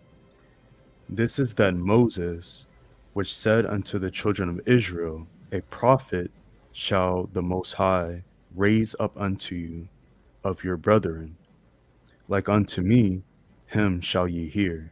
Mm-hmm. 38. This is he that was in the church in the wilderness with the angel which spake to him in the Mount Sinai, and with our fathers who received the lively oracles to give unto us. Mm-hmm. Verse 39. To whom our fathers would not obey, but thrust him from them, and in their hearts turned back again unto Egypt. Right. Verse 40. Saying unto Aaron, make us gods to go before us. For as for this Moses, which brought us out of the land of Egypt, we wot not what is become of him. Mm-hmm. 41. And they made a calf in those days, and offered sacrifice unto the idol, and rejoiced in the works of their own hands. So just like just kind of going a little farther in the story, man, you see in Exodus the 32nd chapter, man, where there it is right there, right? They start going into idol worship, right? They start making idols for their self, right? And they start they basically the things that they seen in Egypt, you see our people starting to follow, right? And we're gonna break that down, man, because a lot of this goes into sun worship, right? You see the little circle above the calf's head. A lot of this goes into worshiping the gods of Egypt, man. Because you got to think, man, like our people went into Egypt with just Jacob and his children, right? And then we ended up being we ended up turning into a powerful nation, right? Hundreds of thousands of us, right? So did we pick up things in Egypt while we were there, right? How do we go from being small few numbers and Jacob serving the Most High God, and then we going off in the wilderness and we start making golden calves and idols, right? We had to see things in Egypt that was forbidden for us to follow. You can go back to that, Ephraim. Back to that Acts right quick. Now read let's read 42 and 43. Verse 42. Then the Most High turned and gave them up to worship the host of heaven, Mm-hmm. as it is written in the book of the prophets, O ye house of Israel, have ye offered to me slain beasts and sacrifices by the space of 40 years in the wilderness? You see that? So the host of heaven, man, like that sun or that circle that was above that bull's head, man, that's going into sun worship, right? Because we know that these other nations, right, they have several gods, and their gods are, they break them down in a sun god and moon god and fertility gods and all this stuff, right? So that's where you get to worship the host of heaven from, right? And our people turn into idolatry worship, right? Read verse 43. Con 43. Yeah, Mm-hmm. ye took up the tabernacle of Moloch and the star of your god Remphan, figures which ye made to worship them, and I will carry you away beyond Babylon. Hey, Ephraim, will you blue letter that rim fan right quick? Right? Because a lot of people say that this is the quote unquote shield of David, right? I've heard people teach that uh, not really people in Israel, but I've heard people say, well, that goes into Rimfam and all that. You see that? It says the shrunken, Rimfam, the shrunken, the name of an idol worshipped secretly by the Israelites in the wilderness. You see that? Yeah. So you see that? That's right on the money with that golden calf, right? That's what that kind of disapproves that the shield of David, man, right? That has nothing to do with Rimfan.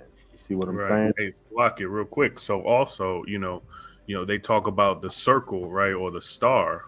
Mm-hmm. Stars are actually circles. Hey, that's If you powerful. go, yeah, if you go into their own science, right, they say that that stars are actually balls of gas. Mm-hmm.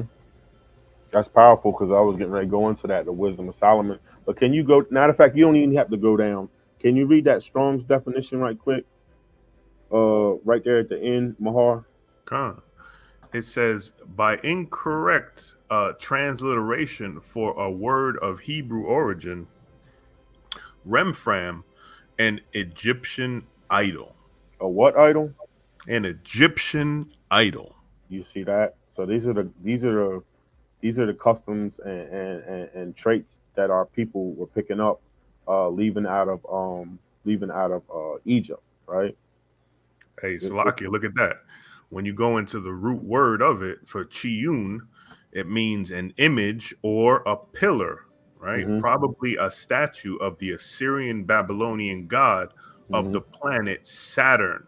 That goes back to that precept from Acts that mm-hmm, talks about them worshiping the host of heaven, right? They mm-hmm. worshiping the sun, they worshiping the planets, they worshiping the moon, they worshiping everything else except for the Most High God.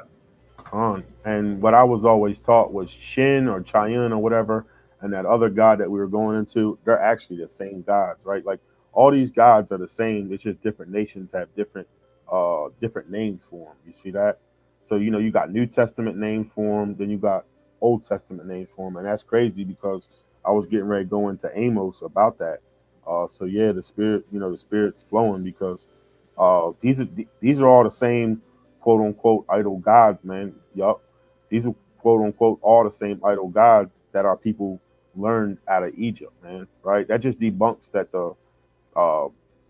people will say, well, it's the shield of David, it's a star of this god or star of that god, man. But that's not what we just read. You see what I'm saying? You have to go into this thing and break this thing down. You can read that Amos, King. Con. The book of Amos, chapter 5 and verse 26. Mm-hmm.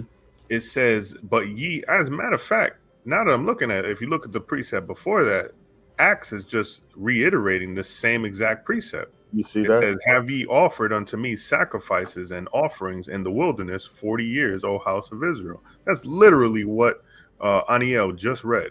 Mm-hmm. But ye have borne the tabernacles of your Moloch and Chiyun, your images, the star of your God, which ye made to yourselves. Mm-hmm. You see that? That's crazy, right? That's just cutting up that. Well, that's the star of this and star of that. And everybody wanting to come at the shield of David, right? Like that wasn't. I mean, it's all through the scriptures, man. Just read about how Solomon built the temple, right? And you ain't even trying. Like we ain't even trying to do this. It just happens to fall in there. Hey, pull up. We read that Amos. Pull up Wisdom of Solomon, chapter 13 and verse 1, right quick. Okay. I don't want to detour too far off of it. Wisdom of Solomon, chapter 13, and start at verse 1. Right. The book of Wisdom of Solomon, chapter 13 and verse 1. Surely vain are all men by nature, who are ignorant of God, and could not out of the good things that are seen know him that is. Neither by considering the works did they acknowledge the work master. Read verse 2. But deemed either fire or wind or the swift air or the circle of the stars. So you see that a star is not a hexagon or image like that. The scripture says a star is a circle image, right? So that just and like I say, when you look at that, when you look at that calf that the brother brought up, right? You see the circle above his head, right? So this has a lot to do with sun worship, right? Idol worship, right? Probably a representation of what they were building in the wilderness, right? I'm not gonna try to stay on this topic too long. I just want to show you some of the things that our people picked up in Egypt. That as soon as they got into the wilderness, they started to do. One more precept on that. Can you pull up 2 Kings chapter 23 and go to verse 5? Right, because a lot of this idolatry is in the stars, moon, right? That's why the Lord told us in Jeremiah, man, don't look into the heavens and be dismayed, right? You have people traveling all around the world, man, traveling to different states to see that eclipse, right? When the Lord told us that these are just going to be signs that happen, right? Don't glare up in the heavens, man, and get dismayed by these signs. You know what I'm saying? But read verse 5 for me, King. You got it. Oh, y'all got it.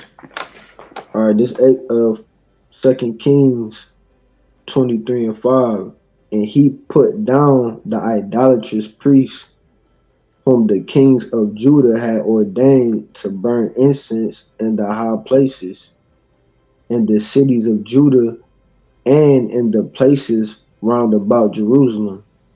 Them also that burn incense unto Baal, to the sun, and to the moon, and to the planets, and to all the host of heaven. You see that? So I just wanted to bring that out, man, to show you.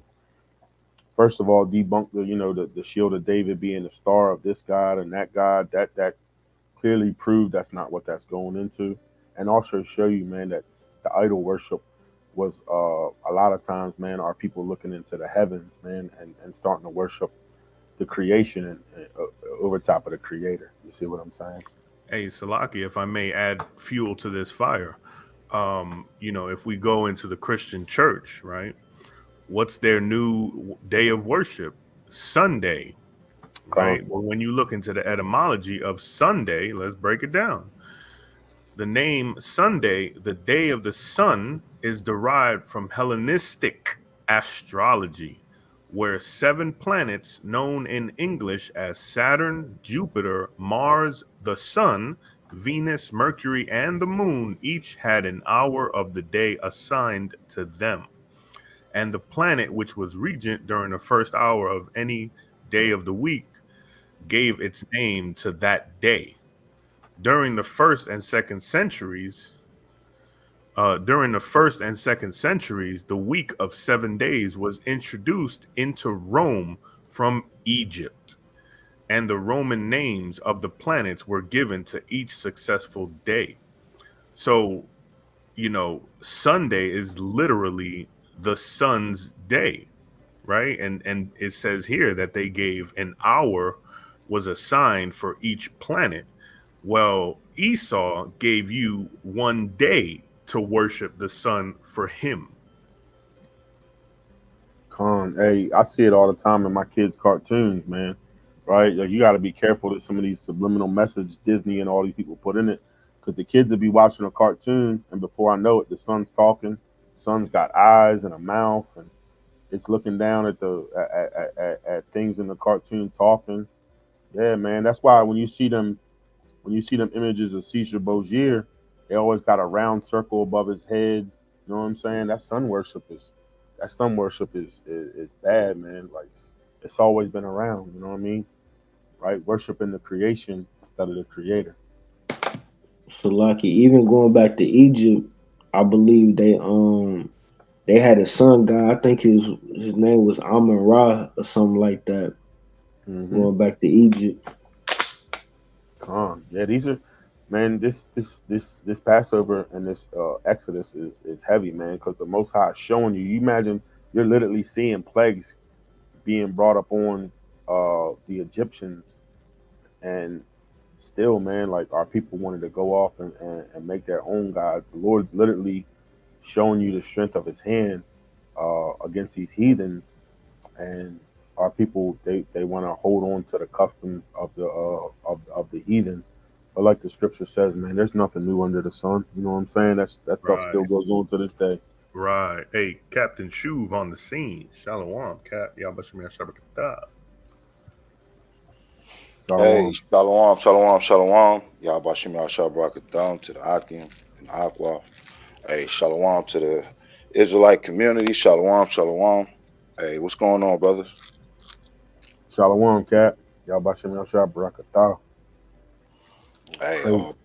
all praise to the Most High, Heavenly Father and Heavenly Son. Hey, mighty lesson you going into, and that's heavy what you're saying because we supposed to glory in the things that the Most High created, you know. And if I could just go to the scripture real quick, Psalms 148. Can you pull that up? Psalms 148 and verse 1. It says, Praise ye Yahweh. Praise ye Yahweh from the heavens. Praise him in the heights. Verse 2. Praise ye him, all his angels, and praise ye him, all his hosts. Praise ye him, sun and moon. Praise him, all ye stars of light. And when you understand that, these things that were created from Genesis, the first chapter that the Most High put forth, are giving him praise and giving him glory. The same way that we ought to in the earth, when we magnify his name, we go out on the highways and the byways and we keep these laws, statutes, and commandments. And when you go through the list of this, all the way down, it goes into the list of, fire, hell, snow, vapor, the beast, the creepy things. All of these things are praising the Heavenly Father. You understand? So we're not supposed to put those things that we see that the heathen say, like the brother said in Jeremiah the 10th chapter, they're dismayed at these things and they're afraid. We're not afraid for the signs in the heavens because we know what the scriptures say and what they're pertaining to. And it's cold at the end of this verse 14 where it says, He also exalted the horn of his people, the praise of all his saints, even of the children of Israel, people near unto him, praise ye Yahweh. So that's what we do here as Israelites is we go out on the highways and the byways and the hedges and we praise ye Yahweh, right? Because we know he exalted us in the last days to do this work. A mighty lesson right there, my brother. I just wanted to go into that real quick. All praises, man. That was fire breakdown, man, from the wisdom of the mighty captain, man. Right? Just just trying to bring edification to the people, man. Just trying to break it down for the people, man. I thought that would be a little something to put into this lesson, man. Um, yeah, man. I feel like the Most High was definitely like he was doing he was doing these signs and these wonders, right, and showing his power. So it would strengthen our faith up because he knew what was ahead of us, man. Right? He knew we had to serve the Lord and girding up our loins in these last days, man. to be a powerful nation. All right. You got something you want to go into there, Mahal? Salakia. No, I was just gonna pull this up. This was actually Sol Invictus was the name of the god Sol. Right, they changed it later to Sol, but it was a cult that was around during the Roman Empire where they would worship the sun, right? And along with the winter solstice, they would also worship the moon. But it was Constantine that actually changed the Sabbath from Saturday to Sunday. But most Christians couldn't tell you that worth the life of them. But it's the Roman Empire that you're following when you worship the Most High on a day that he didn't prescribe. That's all I had. No, that was powerful, man. Right? That's powerful. And you see that too with Salakia. You see that too with a lot of Northern Kingdom, right? They want to go into like animal worship and you know what I'm saying, eagles and certain animals, man. We just gotta sustain from all appearances of evil, man, and worship the Creator. You know what I'm saying? 'Cause like the brother was going into, man, all these things was made, man, by the Creator, and the animals, man, they know who the Creator is. The elements, they know the Most High, man. Wisdom, it knows the Most High God, man, right? So we got to make sure we're worshiping the Creator and not the creations, man, right? But going back into this Exodus, man, I know we took a little detour there, but I just wanted to insert that into the lesson, man, to show, um, get away from this idolatry worship. Um, we picked up stuff, man, in our captivities, man. Egypt, Babylon, Assyria. We picked up some bad habits, man, that still to this day, man, our people struggle with. Mahar, can you drop down can you pull up Exodus 10 for me? Hey, Salaki Shapar, can I make a point real quick? Yeah, go ahead, King. You already know. Go ahead. Hey, it's crazy you're talking about this, right? Because when you talk about how the Most High, he really, really gets on us when we go into idolatry. Mhm. And then Cap just brought out how, like, the sun and the moon even praises Yahweh. Con. That's why, like, the Most High gets so upset because he's like, look, I created these things and they listen to what I say. When I say rise, the sun's gonna rise. And you guys are worshiping the sun?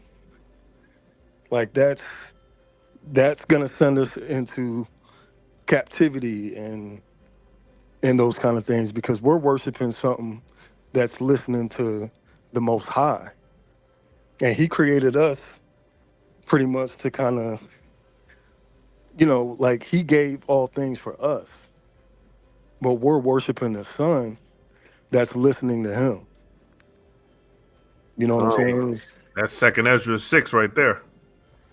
Yeah, it's just captivity after captivity. We're following after these idolatrous ways, but even in that Psalm 148 and 1 on down, talking about the sun and the moon listening to him, he tells them to rise, they rise, and we're going off worshiping that instead of the Most High. Like Hey, that's kind of crazy. hey, you know what's crazy too? What's the precept say? The ass knows its owner and the ox is master's crib, right? Right, But right, Israel don't consider, man, right? Even these right. animals know who the creator is, right? Even the Con, sun and moon, all wisdom crieth out, man, right? Wisdom knows who's the creator, right? Who invented all these things, who threw the tape measure over the earth, man, to measure this thing out, right? right. But for And some reason, we're out here worshiping the sun and the moon. mhm, That's pretty crazy. yeah, man, and a It's a lot of lot. no, you good though, because that was a powerful point. Everybody's making, man. I appreciate y'all, brothers. Um, yeah, man, like that's something we just struggle with, and even since the beginning, man. As soon as we got out of Egypt, man, you know, right? As soon as we got out of Egypt, we started being disobedient, man, right? Because the world's being ruled by the wickedness, man. So it's our job to try to fight off and abstain for all kind of appearances of evil, man, especially in these last days. But let's get back to that Exodus, man.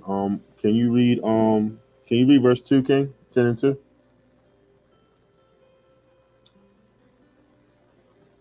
No, we stopped at that. Can you read verse 3, Mahar, if you're there? Con. Verse 3. Actually, we didn't read any of this. I think we stopped at 2. I had you read No. 1. 10. In 10, we didn't start. We were reading, I believe, 9. Okay, well, read it. Well, Go ahead. I mean, yeah, it started 2, actually. Go ahead, King. Wait, did we? I don't even remember. No, you got it. Go ahead. Hey, and that thou mayest tell in the ears. What you got? No, so like now, yeah, we stopped at verse 2. Okay. So I'll go to verse 3. And Moses and Aaron came in unto Pharaoh and said unto him, Thus saith Yahweh, the power of the Hebrews, How long wilt thou refuse to humble thyself before me? Let my people go, that they may serve me.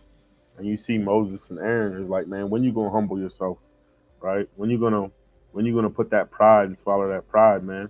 But we got to keep in mind too, the Most High keeps hardening his heart, right? That's why I say, man, he's playing them like a puppet, right? The Most High, man, he's great and terrible, man. Like I've been meditating on this real hard the last week, man. I'm like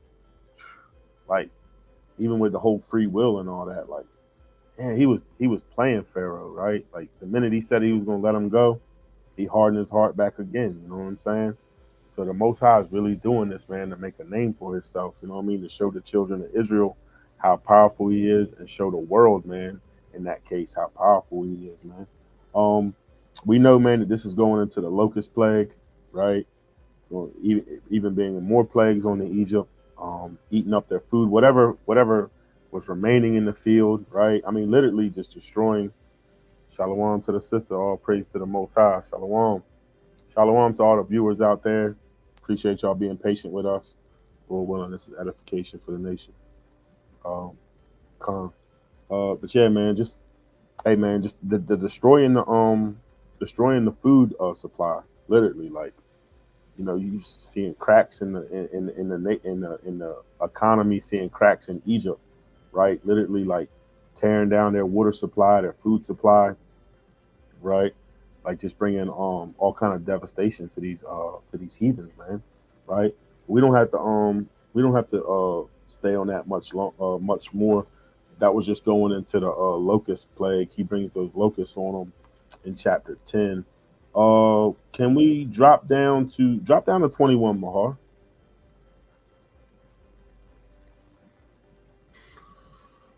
The book of Exodus, chapter 10 and verse 21. And Yahweh said unto Moses, Stretch out thine hand toward heaven, that there may be darkness over the land of Egypt, even darkness which may be felt. So yeah, this is something big I wanted to get into, because the Most High, man, he's really starting to bring these plagues on the Egypt, and they said he put darkness over the Egyptians. Read on that, King. Verse 22, it says, And Moses stretched forth his hand toward heaven, and there was a thick darkness in all the land of Egypt 3 days. So that darkness, man, we getting ready to get into that darkness and what that darkness represents. Read 23 for me. They saw not one another. Neither, damn, they didn't see each other. They were standing right now, man. They saw not, it must have been real dark. They saw not one another, neither rose any from his place for 3 days. But all the children of Israel had light in their dwellings. Hey, man, it was so dark, man. They didn't even want to leave their houses, and they couldn't even see one another. Yeah, man, this darkness, this is actually a deep, real deep plague, man, right? Like the Bible Exodus account really doesn't go deep into it, man. But let's pull up Wisdom of Solomon chapter 17, and let's see what that darkness represents, man. Right? Because the Most High, man, he's not about a bunch of games. Hey, Salati, real quick, you know something else that's heavy about that? Bring it out, Cat. If you think about it, it must have been so dark, and the people must have been so dark that you couldn't see them. You know what I'm saying? Because you just said what everybody was thinking.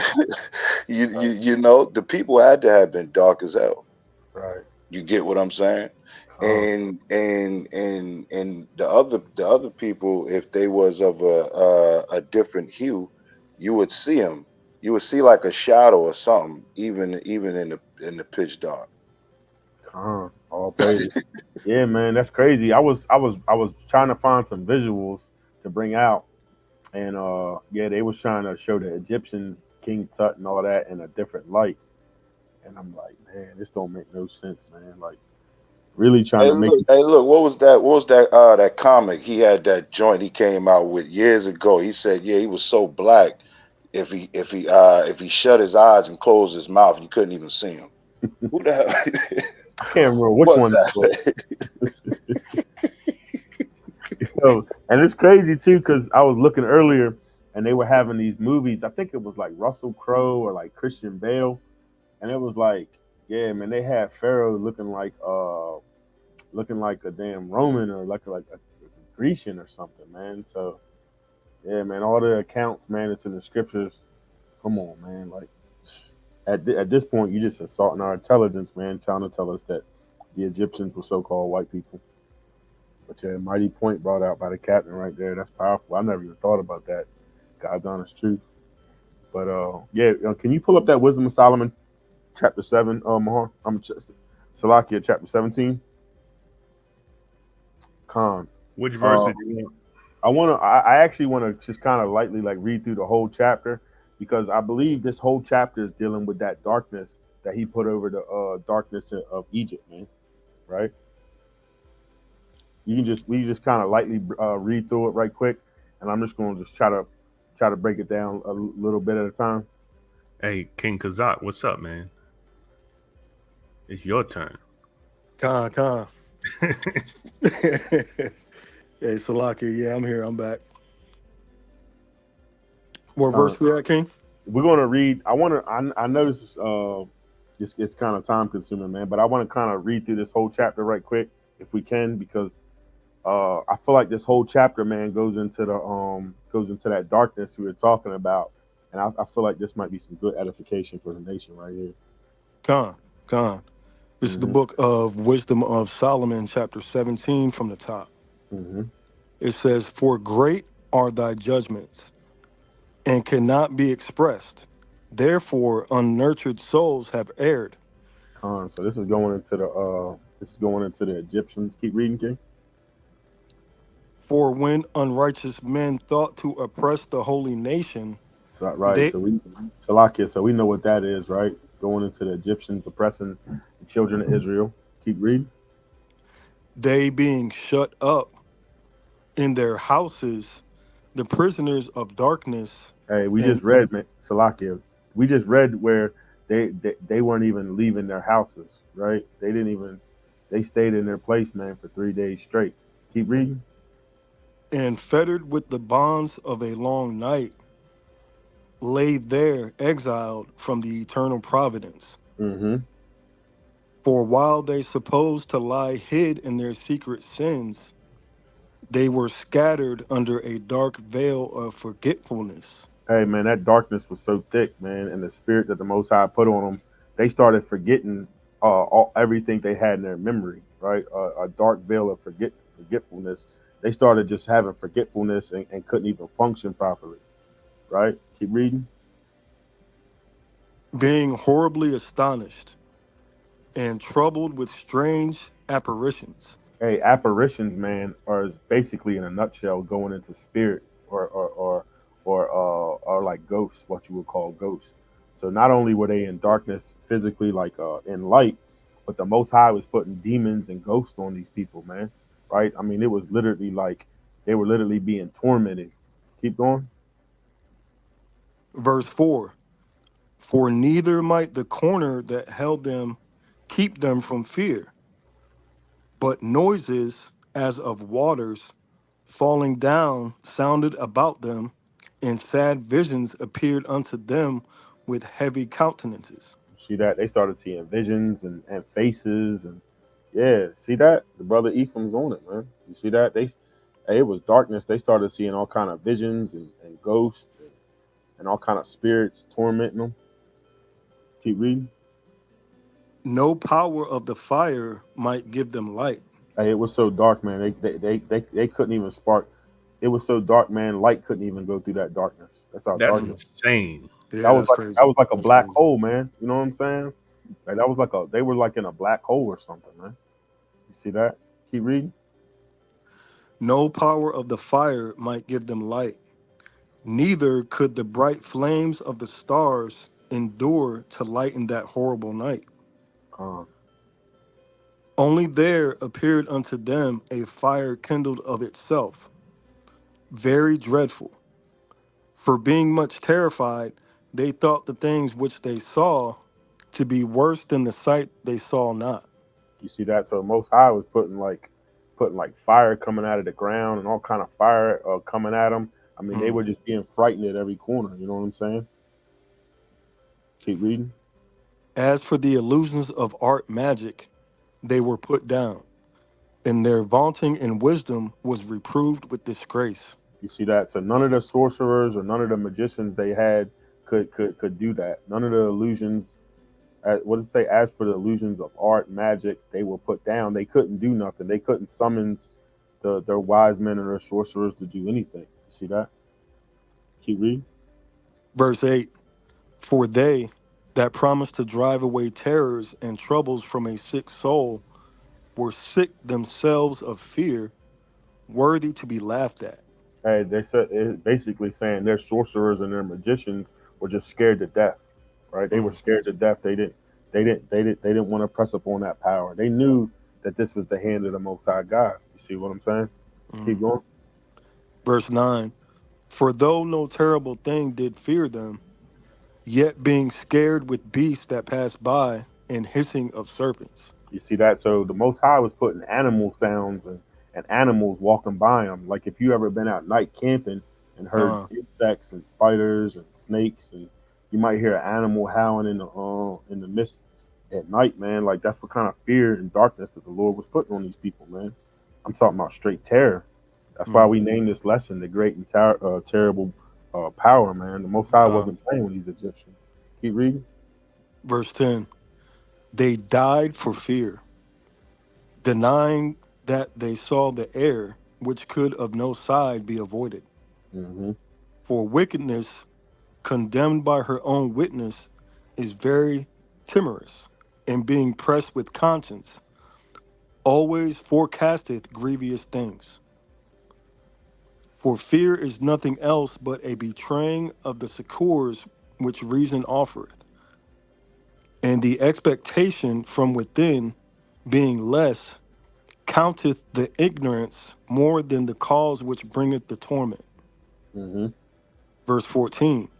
But they sleeping the same sleep that night, which was indeed intolerable, and which came upon them out of the bottoms of inevitable hell, were partly vexed with monstrous apparitions. So we said apparitions were Uh, like demons and ghosts, right? So they had monsters and all kind of figures. There it is. You see that? They had all kind of, I mean, real horror movie stuff. You know what I'm saying? Like real darkness and real horror movie stuff for these people seeing, man. Right? The Lord wasn't playing with them, man. Like he really started getting to these plagues.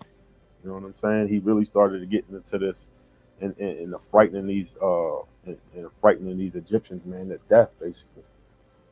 Keep reading, King.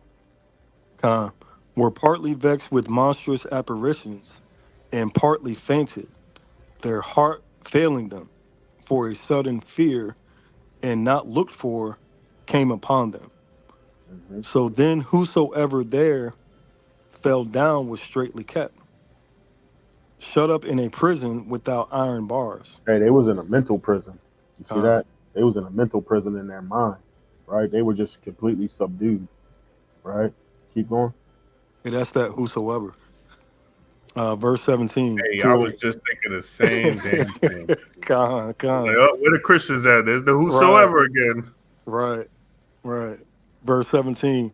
For whether he were husbandman or shepherd or a laborer in the field, he was overtaken and endured that necessity which could not be avoided, for they were all bound with one chain of darkness. Hey, that's just like a a darkness of like the darkness was so dark they were almost like in prison. You know what I'm saying? They were like in fear. The fear was so strong, man. It had them like they were in prison. You see what I'm saying? Mm. Keep going. Verse 18. Whether it were a whistling wind or a melodious noise of birds among the spreading branches, or a pleasing fall of water running violently, or a terrible sound of stones cast down, or a running that could not be seen of skipping beasts, or a roaring voice of most savage wild beasts, or a rebounding echo from the hollow mountains, these things made them to swoon for fear. Con, For the whole world shined with clear light, and none were hindered in their labor. Over them only was spread in heavy night an image of that darkness which should afterwards receive them, but yet were they unto themselves more grievous than the darkness. and like I said, the children of Israel they didn't have to endure this. This was only put on the Egyptians at that time, right? So just yeah, man, just going into that darkness, man. I thought this might be edifying, just to go into that a little bit, man, because I ain't gonna lie, I always wondered what that darkness was. Like, what does that actually mean? But as you can see, man, the Most High was putting terrors on the children of Israel, on the children of Egypt, man. Right? He was scaring them to death, man. Like a horror movie, man. Like a old school horror movie on them, man. Bugging them out their brain, man. Right?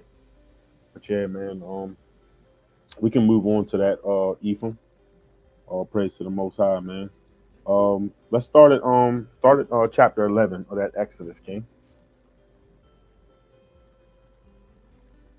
All praise to the Most High. You said started one. Started started verse. Yeah, started. Let's see here. Yeah, start at 1, and then we're gonna drop down to 4. Con. And Yahweh said unto Moses, yet will I bring one more plague more upon Pharaoh and upon Egypt. Afterwards he will let you go hence. When he shall let you go, he shall surely thrust you out hence altogether. Right, and this is it right here. This is getting ready to go into the account of the Passover. When that death angel came through, right? When the Lord sent the destroyer to come through, man, to destroy the firstborn of Pharaoh, man. Let's drop down to 4, King. Con. Verse 4, and Moses said, thus saith Yahweh, about midnight will I go out into the midst of Egypt, and all the firstborn in the land of Egypt shall die. From the firstborn of Pharaoh that sitteth upon his throne, even unto the firstborn of the maidservant that is behind the mill, and all the firstborn of beasts. Mm-hmm. And there shall be a great cry throughout all the land of Egypt, such as there was none like it, nor shall be like it any more. Read verse 7 for me. Verse 7, but against any of the children of Israel shall not a dog move his tongue against man or beast, that ye may know how the Lord doth put a difference between the Egyptians and Israel. All praises, man. So the Lord, he's getting ready to really let him have it, man. Right? He's getting ready to really put that thing on him, man. Like he said, man. After this plague, man. Right? This is the one where Pharaoh's finally gonna let you go, man. Right? This is that powerful one right here. This is that strength of the Most High, man, on full display. Right? Drop down to verse chapter 12, Mahar, and let's start at verse 7. Con. The book of Exodus, chapter 12, and verse 7. And they shall take of the blood and strike it on the 2 side posts and on the upper doorpost of the houses, wherein they shall eat it. Hey, and this is the Lord giving the instructions, right, to be saved, man, during that time, man, right? That the death angel will pass over the children of Israel, man, right? Keep going. And they shall eat the flesh in that night, roast with fire and unleavened bread, and with bitter herbs they shall eat it. Hey, drop down to verse 12. Verse 12. For I will pass through the land of Egypt this night, and will smite all the firstborn in the land of Egypt, both man and beast, and against all the gods of Egypt I will execute judgment. I am Yahweh. You see that, right? Man, beast, right? And their gods too, man. He gonna destroy their gods also. And that's like what we were going into earlier about these so-called idol gods, man, that the Egyptians worship, right? He said he was gonna smite all that, man, and execute judgment, right? The Most High, man, he's showing his power and his glory, man, right? Against this wicked nation, man, that decided to put our forefathers in captivity and try to rule over us, man. Ephraim, can you pull up Second Thessalonians chapter 1 verse 6? Because we know, man, right? This is the same thing that Egypt did to us, right? During the time of Moses' birth, man, right? Started killing out the firstborn of the Israelites, man. You see that? And we know the Most High, man. He's about a just balance, right? He's a just God, man. So what a man reaps, man, he's gonna have to sow. Or Salakia, what a man sow, he's gonna have to reap. Read that for me, King. Khan, the book of Second Thessalonians, chapter 1, verse 6. Seeing it is a righteous thing with Yahweh to recompense tribulation to them that trouble you. Hey, that was their recompense, man. Right? The same thing that they did, man, to us, they had to get back, right? And we teach this on the streets, man. Like America's the same way. They haven't got their judgment, right? All these nations, they really haven't got their judgment yet. They put the children of Israel into captivity, right? So like it says in Maccabees, what nation hasn't had parts in our spoil, man, right? So the Most High God, he's just, man, right? You ain't gonna be able to escape the judgment of the Most High, man, right? The same thing you put out, that's what you're gonna get. You can't plant one kind of fruit and expect to get another kind of fruit to pop up. It don't work like that, man. The Most High is just, right? He's a just power. So just like those Egyptians did that to us, man, hey, the Lord put that on them. You see that? Can you read? Go back to that Exodus, and I ain't gonna be much more longer, man. Can you read? Go to chapter 12 and read verse 13. Khan, and the blood shall be to you for a token upon the houses where ye are. And when I see the blood, I will pass over you, and the plague shall not be upon you to destroy you, when I smite the land of Egypt. You know that's symbolic for the Messiah, right? Because we covered by the blood of the Messiah, right? And he passes out, and the Lord, man, we got grace and we got mercy, man, because of the sacrifice that the Messiah made for us, right? Big Khan. Hey, We I got, wouldn't be surprised if that death angel was Yahweh Shai. I'm just saying, you know. right, right. I mean, it's called the destroyer, right? And we know in Jeremiah, he's called the destroyer of the Gentiles, man, right? And we know all through the prophecy, man, it's prophesied that the Messiah is going to destroy the Gentiles, right?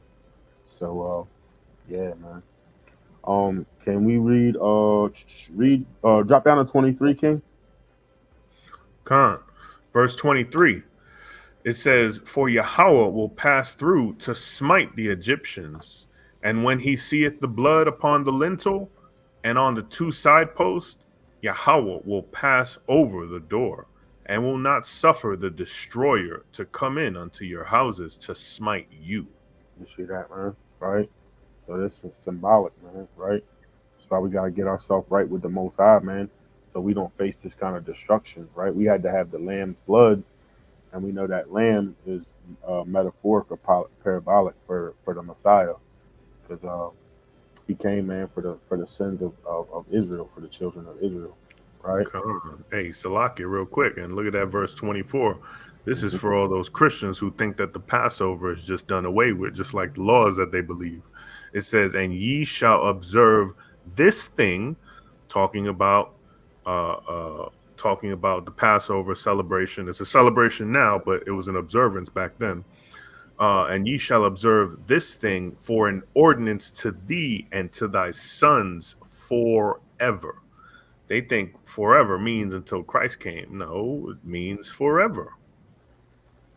Yeah, I was meditating on that, man. If you don't, the Passover is considered like the highest holy day. So if you're not keeping the Passover, and we know the Messiah, he kept the Passover, right? He told the disciples to go ready the Passover. So if you're not keeping the Passover, right, you're basically in sin. You know what I'm saying? What are you talking about? That wasn't the Passover. That was the last the Last Supper.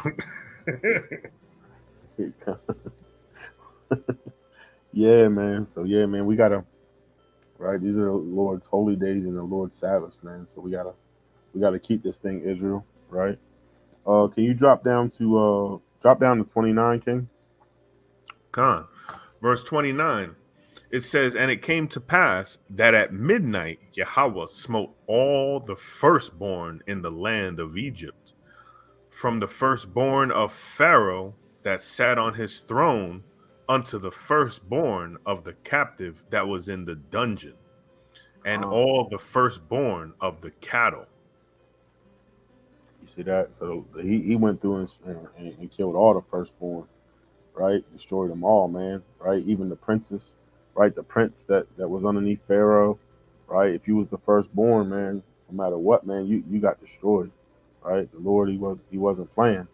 He really was destroying Egypt, man, right? Crippling this nation, man, right? But they did that to us, so it was a recompense for them, right? The Most High is just, like we were saying earlier, right? Uh, can you drop down a little bit, Mahar? I want to get into the spoils, how we spoiled the Egyptians. I think it's like 33 or 34, something like that, 35. You scroll down right quick.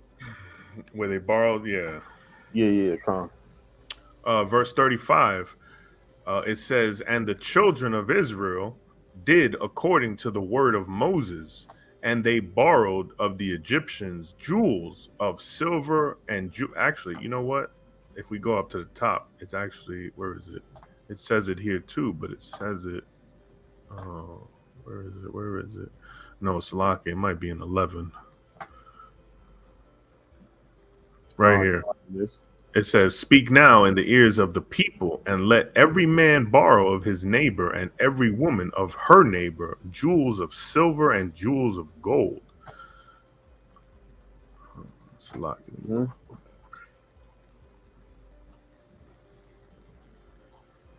And Yahweh gave the people favor in the sight of the Egyptians, so that they lent unto them such things as they required, and they spoiled the Egyptians. And that's metaphoric and parabolic, man, for America and actually these other nations, man.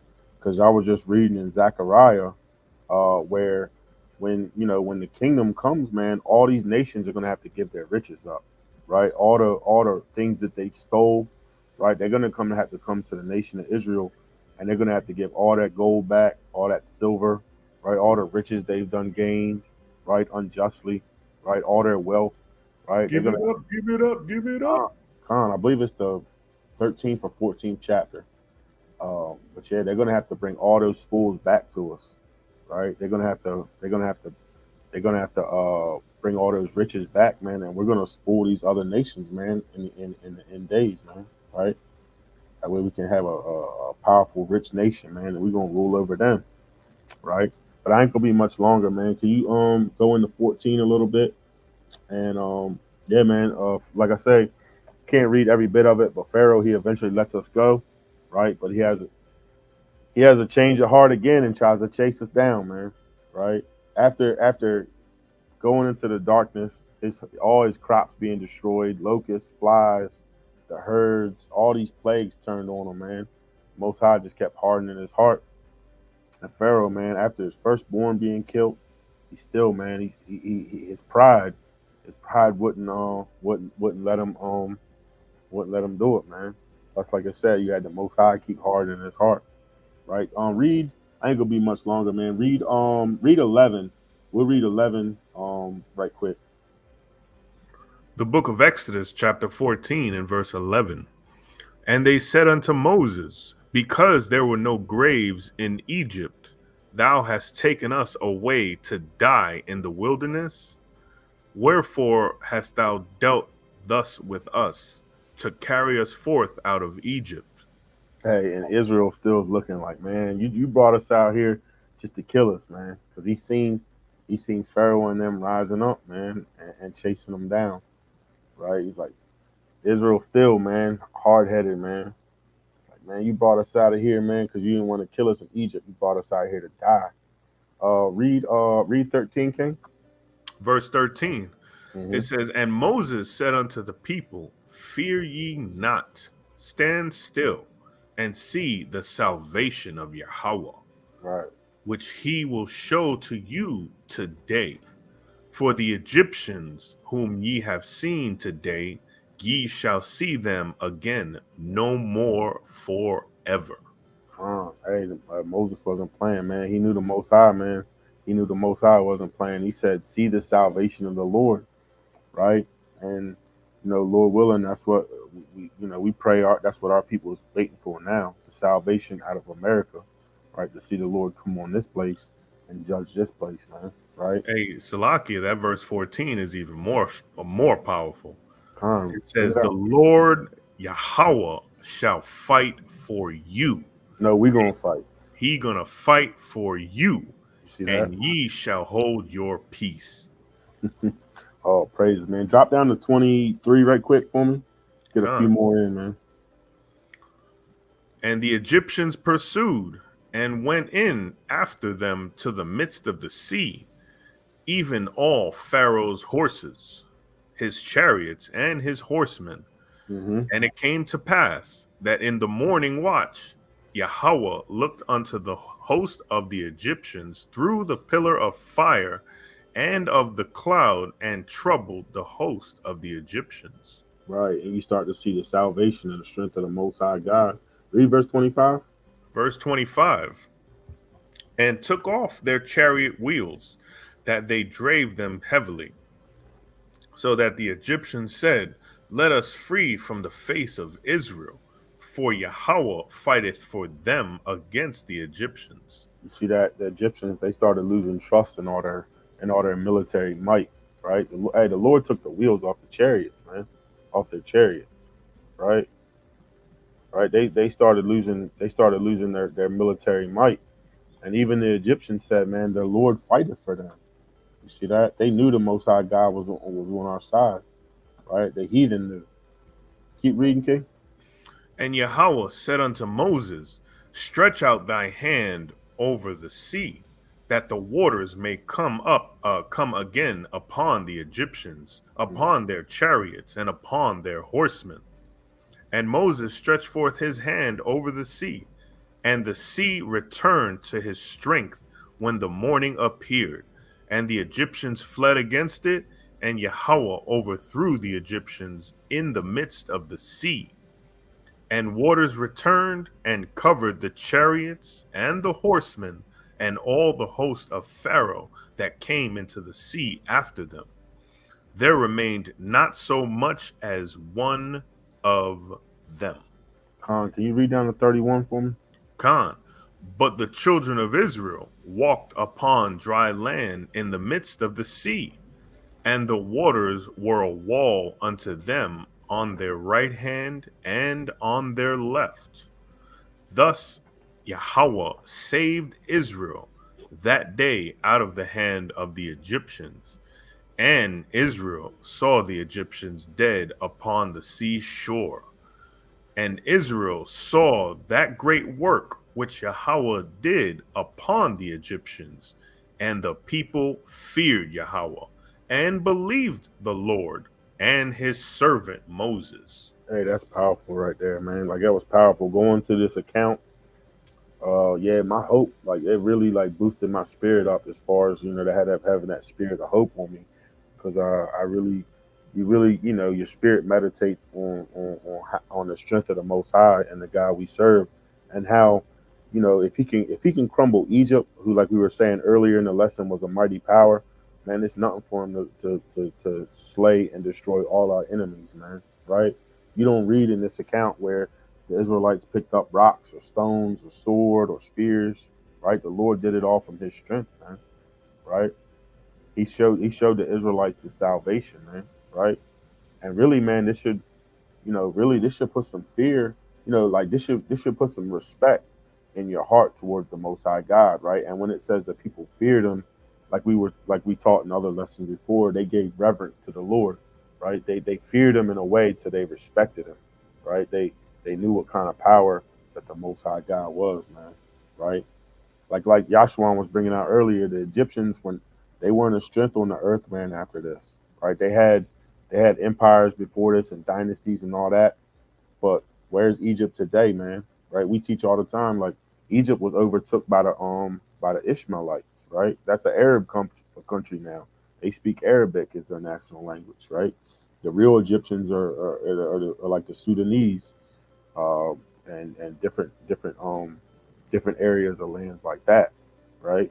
They were overtaken, and they were never a strong empire like they were.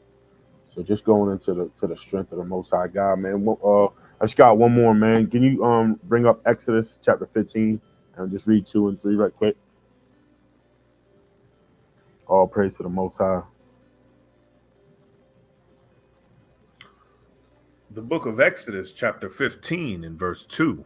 Hmm. Yahweh is my strength What the Lord and said? song. Yahweh is my strength Hmm. and song. He is become my salvation. He is my power, and I will prepare him an habitation, my father's God, and I will exalt him. Yahweh is a man of war. Yahweh is his name. All praise to the Most High, man. Hopefully this was edifying. Hopefully, it's beautiful, man. Like meditating on this Passover, meditating on the Lord's high holy day, what He did for the children of Israel. Like we went into earlier, this is a memorial that we have to keep and remember in our mind and our spirit. Um, what the Most High did for us, man. How He brought us out of the hands of these heathen nations, and He showed our people salvation. And after this, man, reading on, He led us into the promised land, had us take on other nations um, that were planted in that land, had been living in that land for long periods of time, man. So yeah, hopefully this was edifying. Hopefully, it resonated with the people's spirits. And if any of the other brothers got anything they want to add to it, um, go ahead and do your thing right quick.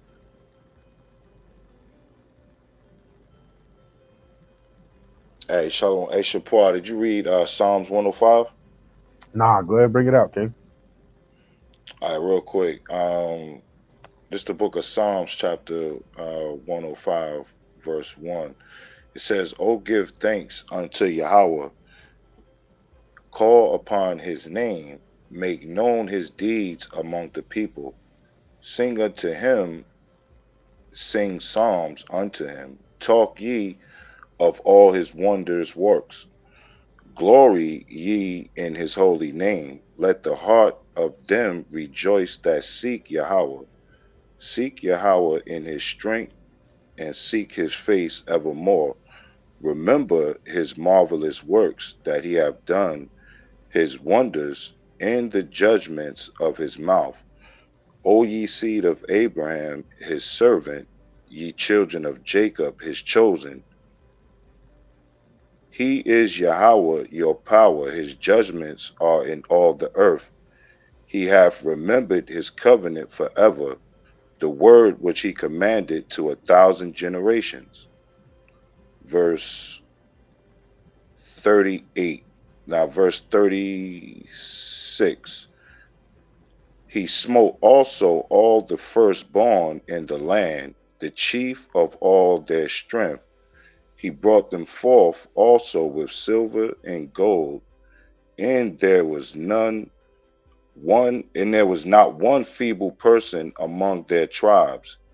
Egypt was glad when they departed, for the fear of them fell upon them.